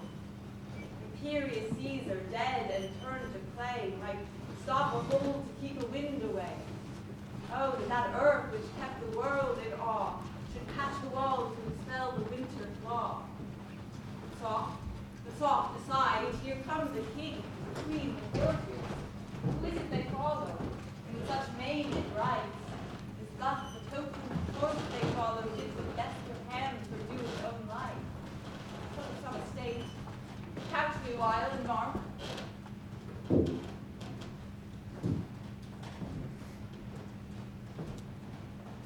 What ceremony else? That is Laertes, the very nobly. Mark. What ceremony else?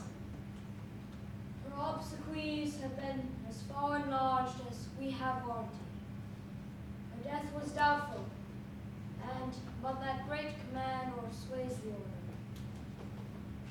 She should in ground unsanctified have lodged to the last trumpet. For charitable prayers shards, flints, and pebbles should be thrown upon it.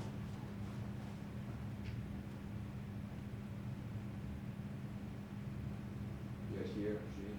Yet here she is allowed her virgin krantz, her maid instruments, in the bringing home of bell and burial. Must there no more be done? No more be done. We should profane the service of the dead, to sing a requiem, and as such peace to her as to peace parted souls. Lay her in the earth.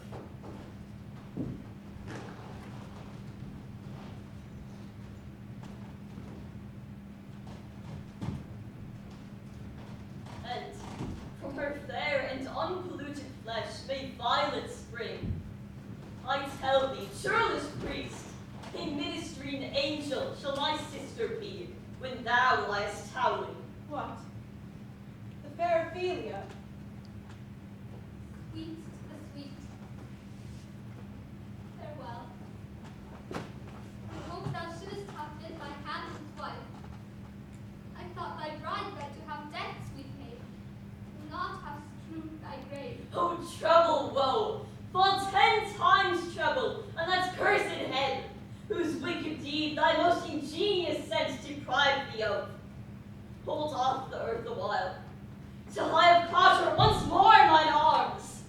Now pile your dust upon the quick and dead, till of this flat a mountain you have made, to o'ertop old Pelion, or the skyish head of blue Olympus. What is he whose grief bears such an emphasis? Whose praise of sorrow conjures the wandering stars and makes them to stand like wonder-wounded hearers? This is I, Hamlet, the day that will take my soul! Thou praise not well! I prithee take thy fingers from my throat, for though I am not splendid and rash, yet have I something in me dangerous, which doth thy wiseness fear. Hold off thy hand, not to asunder. Gentlemen! Good my lord, be quiet. Why, I will fight with him upon this theme until my eyelids will no longer wag. Son, what thee? I loved Ophelia. 40,000 brothers could not, with all their quantity of love, make up my sum. What wilt thou do for her? Oh, he is mad there. For love of God, prepare him. Swoons, tell me what thou do. Would weep, would fight, would fast, would tear thyself, would drink up Iosso, eat a crocodile, I'll do it. Dost thou come here to whine, to outface me with leaping in her grave? Be buried quick with her, and so will I. And if thou pray to mountains, let them throw millions of acres on us, till our ground, singeing his pate on the burning zone, make Iosso like a wart. Swoons, and thou, thou rant as well as thou. This is mere madness, and thus a while the fit will work on him. Not as patient as the female dove, that her golden couplets are disclosed, his silent will set truth in. Hear me, sir. What is the matter? What is the reason that you use me thus? I loved you ever. But it is no matter. Let Hercules himself do what he may. Cat will mew and dog shall have his day. I pray thee, your Horatio, wait upon him. Strengthen your patience with our last night's sleep, and put the matter to the present push. Good Gertrude, set some watch over your son. His grave shall have a living monument. An hour of quiet shortly shall we see. Till then, in patience our proceeding be.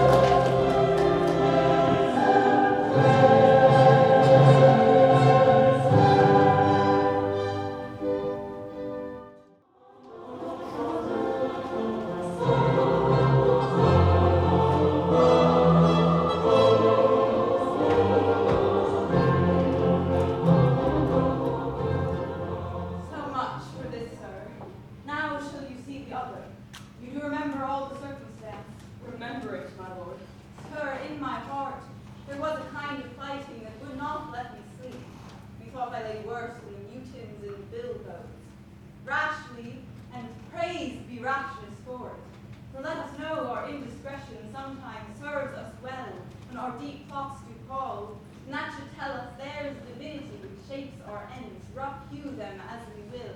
That is most certain.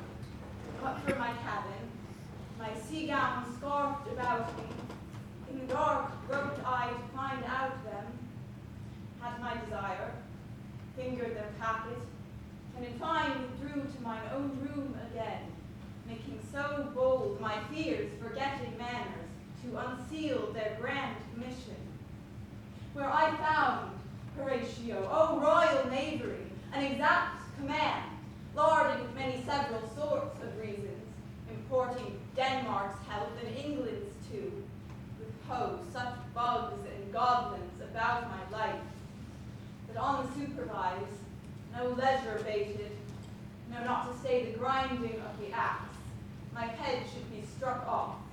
Is possible. Here's the commandment, read it at more leisure. But wilt thou hear me how I did proceed? I beseech you. Being thus, the netted round with villainies, ere I could make a prologue to my brains they had begun the play. I sat me down, devised a new commission, wrote it fair.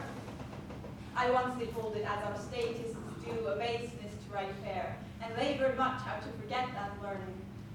But sir, now it did me yeoman service. Wilt thou know the contents of what I wrote? Aye, good my lord.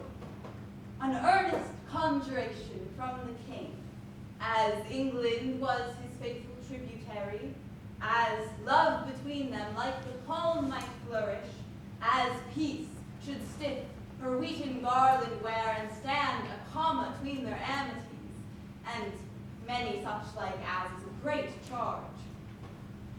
That, on the view and knowing of these contents, with no debatement further, more and less he should the bearers put to sudden death, no striving time allowed. How was this sealed? Why, even in that was heaven ordinate. I had my father's signet in my purse, which was the model of that Danish seal. Folded the writ up, subscribed it, gave it the impression, placed it safely. Changeling, never know. Now, the next day was our sea fight, and what to that was secret, thou knowest already. So, Guildenstern and Rosencrantz go to it. Why, man, they did make love to this employment. They are not near my conscience. Their defeat does by their own insinuation grow. 'Tis dangerous when the baser nature comes between the past and fell insensate points of mighty opposites.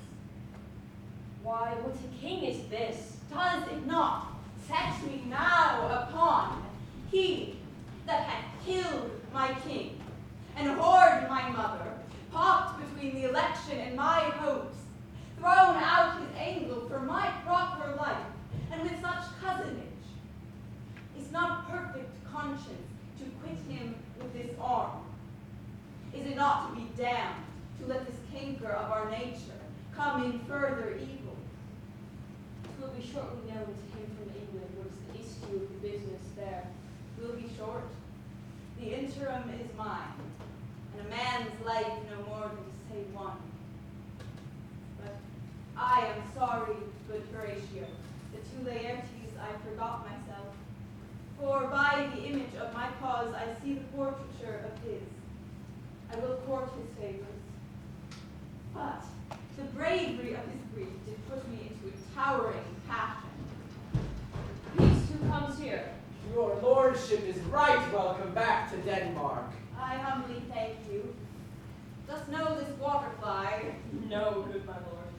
Thy state is better, for 'tis a vice to know him. He hath much land and fertile, let a beast be lord of beasts, and his crib shall stand the king's mess. 'Tis a trough, but, as I say, spacious in the possession of dirt. Sweet lord, if your lordship were at leisure, I should give you a thing from his majesty. I will receive it with all diligence of spirit. I prithee, put your bonnet to its right use. 'Tis for the head. I thank your lordship. 'Tis very hot. No, believe me, it is very cold. The wind is northerly. Indeed, my lord. It is a different cold, indeed. But yet, methinks it is very sultry and hot for my complexion. Exceedingly, my lord. 'Tis very sultry, as 'twere.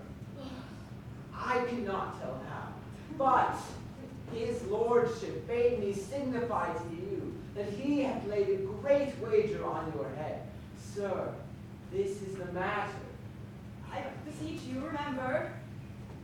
Nay, good my lord, for my needs, in good faith. Sir, here is newly come to court, Laertes. Believe me, absolute gentleman, full of most excellent differences, of very soft society, and great showing.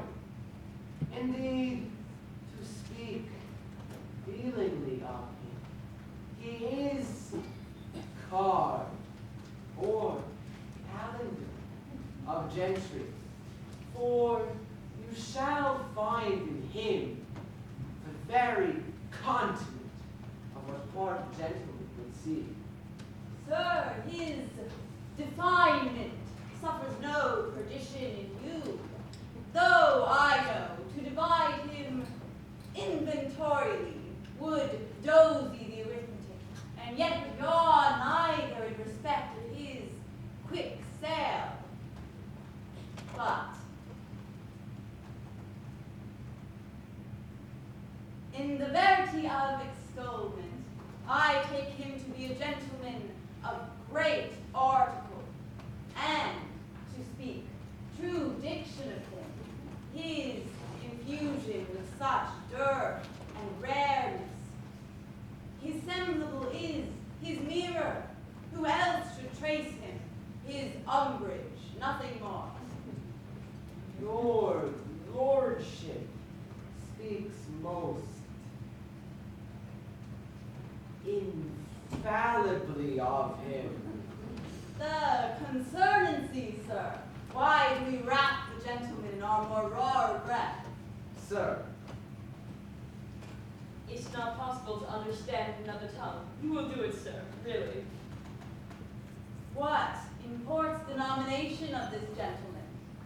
Laertes, His purse is emptied already. All golden words are spent. Of him, sir. I know you are not ignorant. I would you did, sir. But yet, in faith, if you did, it would not much approve me. Well, sir. You are not ignorant of what excellence Laertes is. I dare not confess that, lest I should compare with him in excellence. But to know man well is to know himself.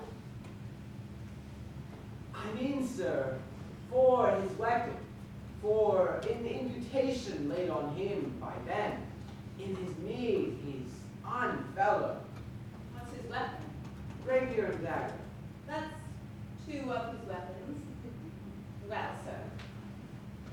The king hath wagered with him 6 Barbary horses, for the which he hath imposed 6 French rapiers and poniards, with their signs as girdle, hangers, and so.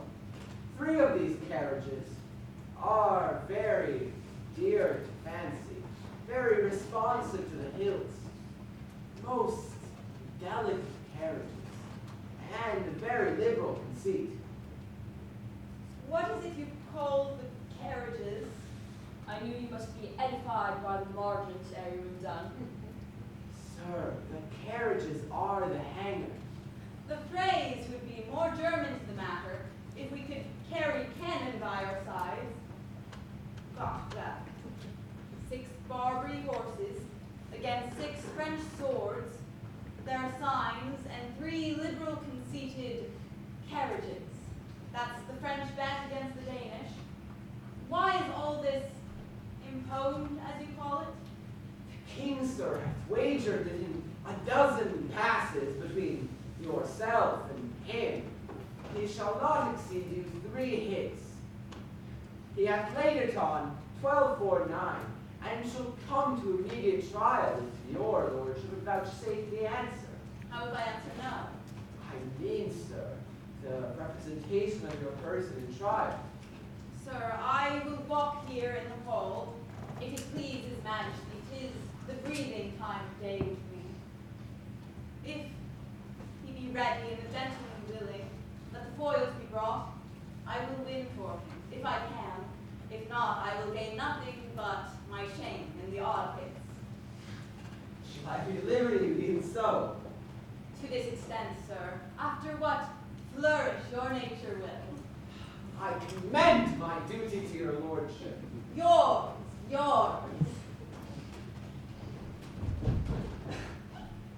He does well to commend it himself. There are no tongues else for his turn. This lapwing runs away with a shell on his head. He did comply with his dog before he sucked it. Thus has he, and many more of the same bevy, which I know this dressy age dotes on, not only the tune of the time, an outward habit of encounter. 'Tis but a yeasty collection, and do but blow them to the trial, their bubbles are out.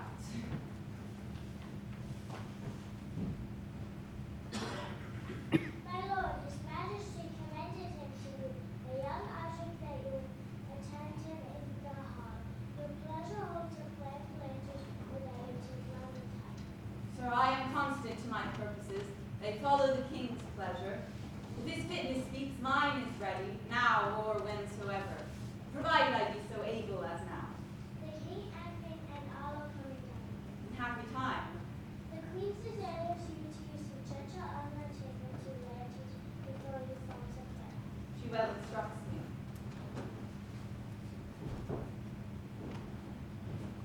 You will lose this wager, my lord. I do not think so. Since he went into France, I have been in continual practice. I will win at the odds. But thou wouldst not think to know how all's ill here about my heart. Nay, but it is no matter. Nay, good my lord. It is but foolery. But it is such a kind of gamekeeping as would perhaps trouble a woman. If your mind dislike anything, obey it. I will forestall their repair and say you are not fit. No, not a whit. We defy augury.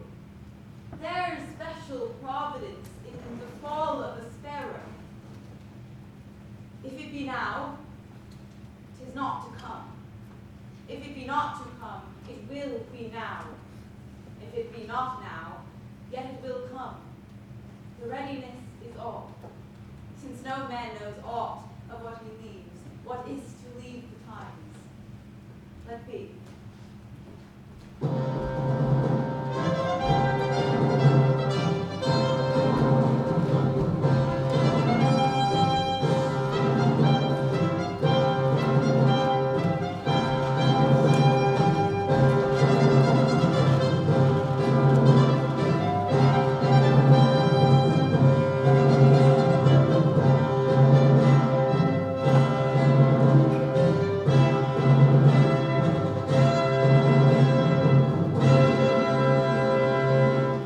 Come, Hamlet, come and take this hand from me. Sir, I have done you wrong, but pardon it as you are a gentleman. This audience knows, and you must needs have heard, how I am punished with sore distraction. Was Hamlet wrong Laertes? Never Hamlet. If Hamlet from himself be ta'en away, and when he's not, himself does wrong Laertes, then Hamlet does it not. Hamlet denies it. Who does it then? Hamlet's madness. If it be so, then Hamlet is of the faction that is wrong. His madness is poor Hamlet's enemy. Sir, in this audience, let my disclaiming of a purposed evil free me so far in your most generous thoughts, that I have shot mine arrow o'er the house, and hurt my brother, my am satisfied in nature, whose motive in this case should stir me most to my revenge. But in my terms of honor I stand aloof, and will no reconcilement, though by some elder masters of known honor, I have a voice and precedent of peace to keep my name on board. But till that time I do receive or offer love like love, and will not wrong it. I embrace it freely, and will this brother's wager frankly play. Come, bring us the foils. Come, what for me? I'll be your foil, Laertes, for in mine ignorances your skills shall, like a star in the darkest night, stick fiery off indeed. You mock me, sir. No, by his hand. Give them the foils, young otter. Cousin Hamlet, you know the wager. Very well, my lord. Your honor hath laid the odds on the weaker side. I do not fear it. I have seen you both, but since he is better, we have therefore odds. This is too heavy. Let me see another.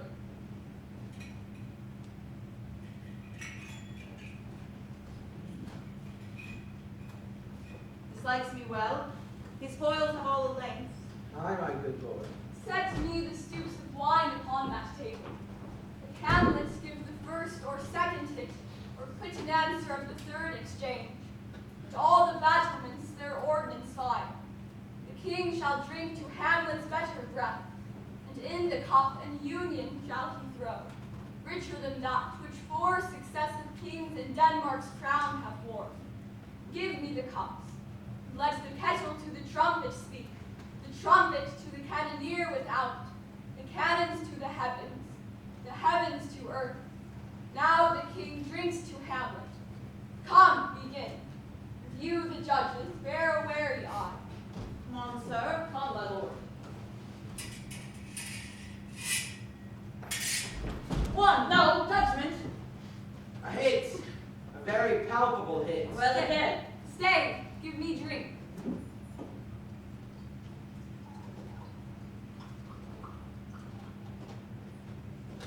Hamlet, this pearl is thine. Here's to thy health. Give him the cup. I'll play this bout first, send by a while. Come.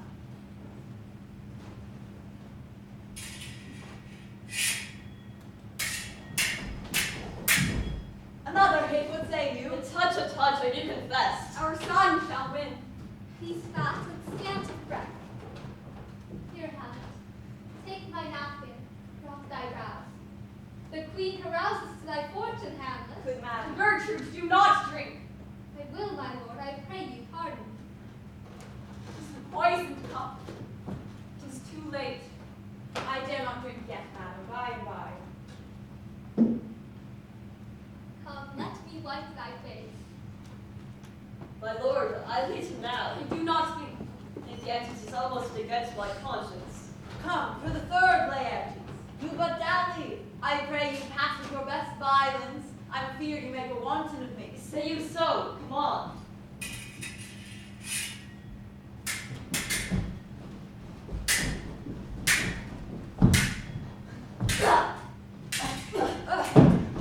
Nothing, neither way. I'm at you now!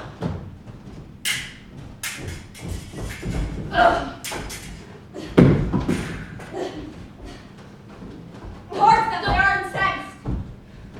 Nay, come again.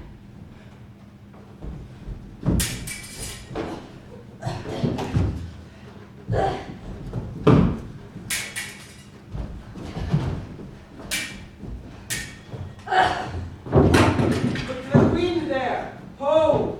They bleed on both sides. How is my lord? How is Laertes? Why, it's a good caught to mine own spring, Osric. I am justly killed with mine own treachery. How does the queen? She swoons to see them bleed. No! No! The drink! The drink! Oh, my dear Hamlet! The drink! Drink! I am poisoned!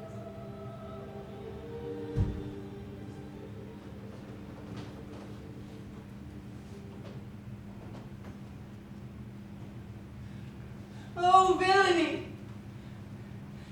Oh,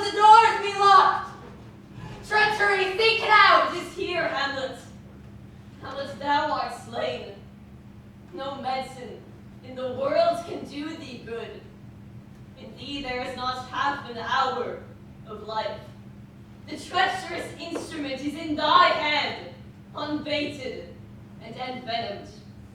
The foul practice hath turned itself on me. Lo, here I lie, never to rise again. My mother's poisoned. I can no more. The king's to blame. The point in venom too. Then venom to thy words. Treason! Treason! Defend me, friends. He am but hurt. Thou incestuous, murderous, damned Dane, drink off this potion. Is thy union here? Follow my mother. He is justly served. It is a poison tempered by himself. Exchange forgiveness with me, noble Hamlet. Mine and my father's death come not upon thee, nor thine on me.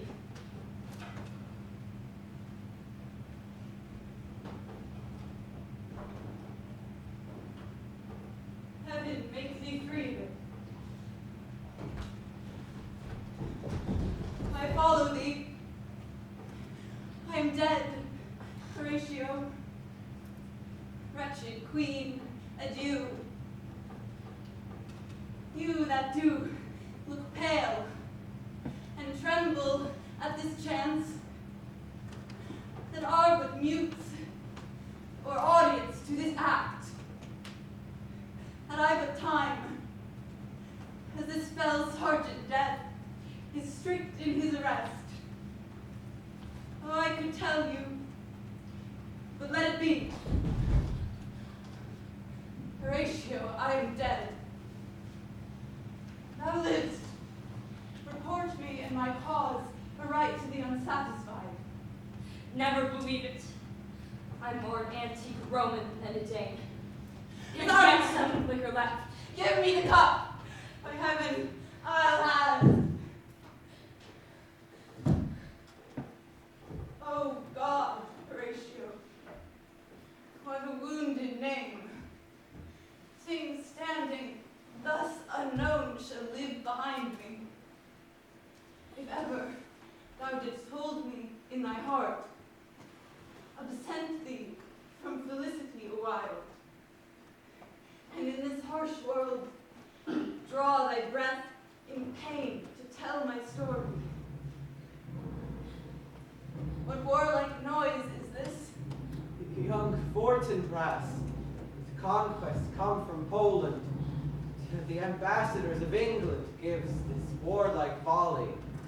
Oh, I die, Horatio. The potent poison quite o'ercrows my spirits. I cannot live to hear the news from England, but I will prophesy the election lights on Fortinbras.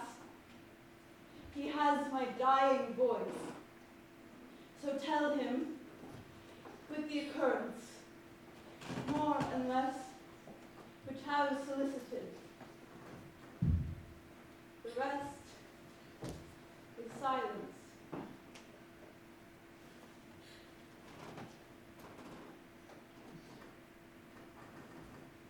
Now cracks a noble heart. Good night, sweet prince, and flights of angels, sing me to thy rest. Why does the drum come? Where is this sight? What is it you would see? If aught of woe or wonder cease your search? This quarry cries unhappy. Oh, proud death, what feast is toward in thine eternal cell, which thou, so many princes at a shot, so bloodily hast struck? The sight is dismal, and our fares from England come too late. The ears are senseless that should give us hearing to tell him his commandment is fulfilled, that Rosencrantz and Guildenstern are dead. Where should we have our thanks? Not from his mouth had it the ability of life to thank you. and gave commandment for their deaths. But since so jump you on this bloody question, you from the Polack Wars and you from England are here arrived. Give order that high on stage these bodies be placed to the view. And let me speak to the unknowing world how these things came about. So shall you hear of carnal, bloody, and unnatural acts, of accidental judgments, casual slaughters, of deaths put on by such cunning and forced cause, and in this upshot, purposes mistook and fallen on the inventor's heads. All this can I truly deliver. Let us haste to hear it, and call the noblest to the audience. For me, with sorrow, I do embrace my fortune. I have some rights of memory in this kingdom, which now, to claim my vantage, doth invite me. Of that shall I also have cause to speak. From his mouth, whose voice will draw on more, let this saying be presently performed, even while men's minds are wild, lest more mischance on plots and errors happen. Let four captains bear Hamlet like a soldier to the stage, for he was likely, had he been put on, to have proved most royally. And for his passage, the soldier's music and the rites of war speak loudly for him. Take up the bodies.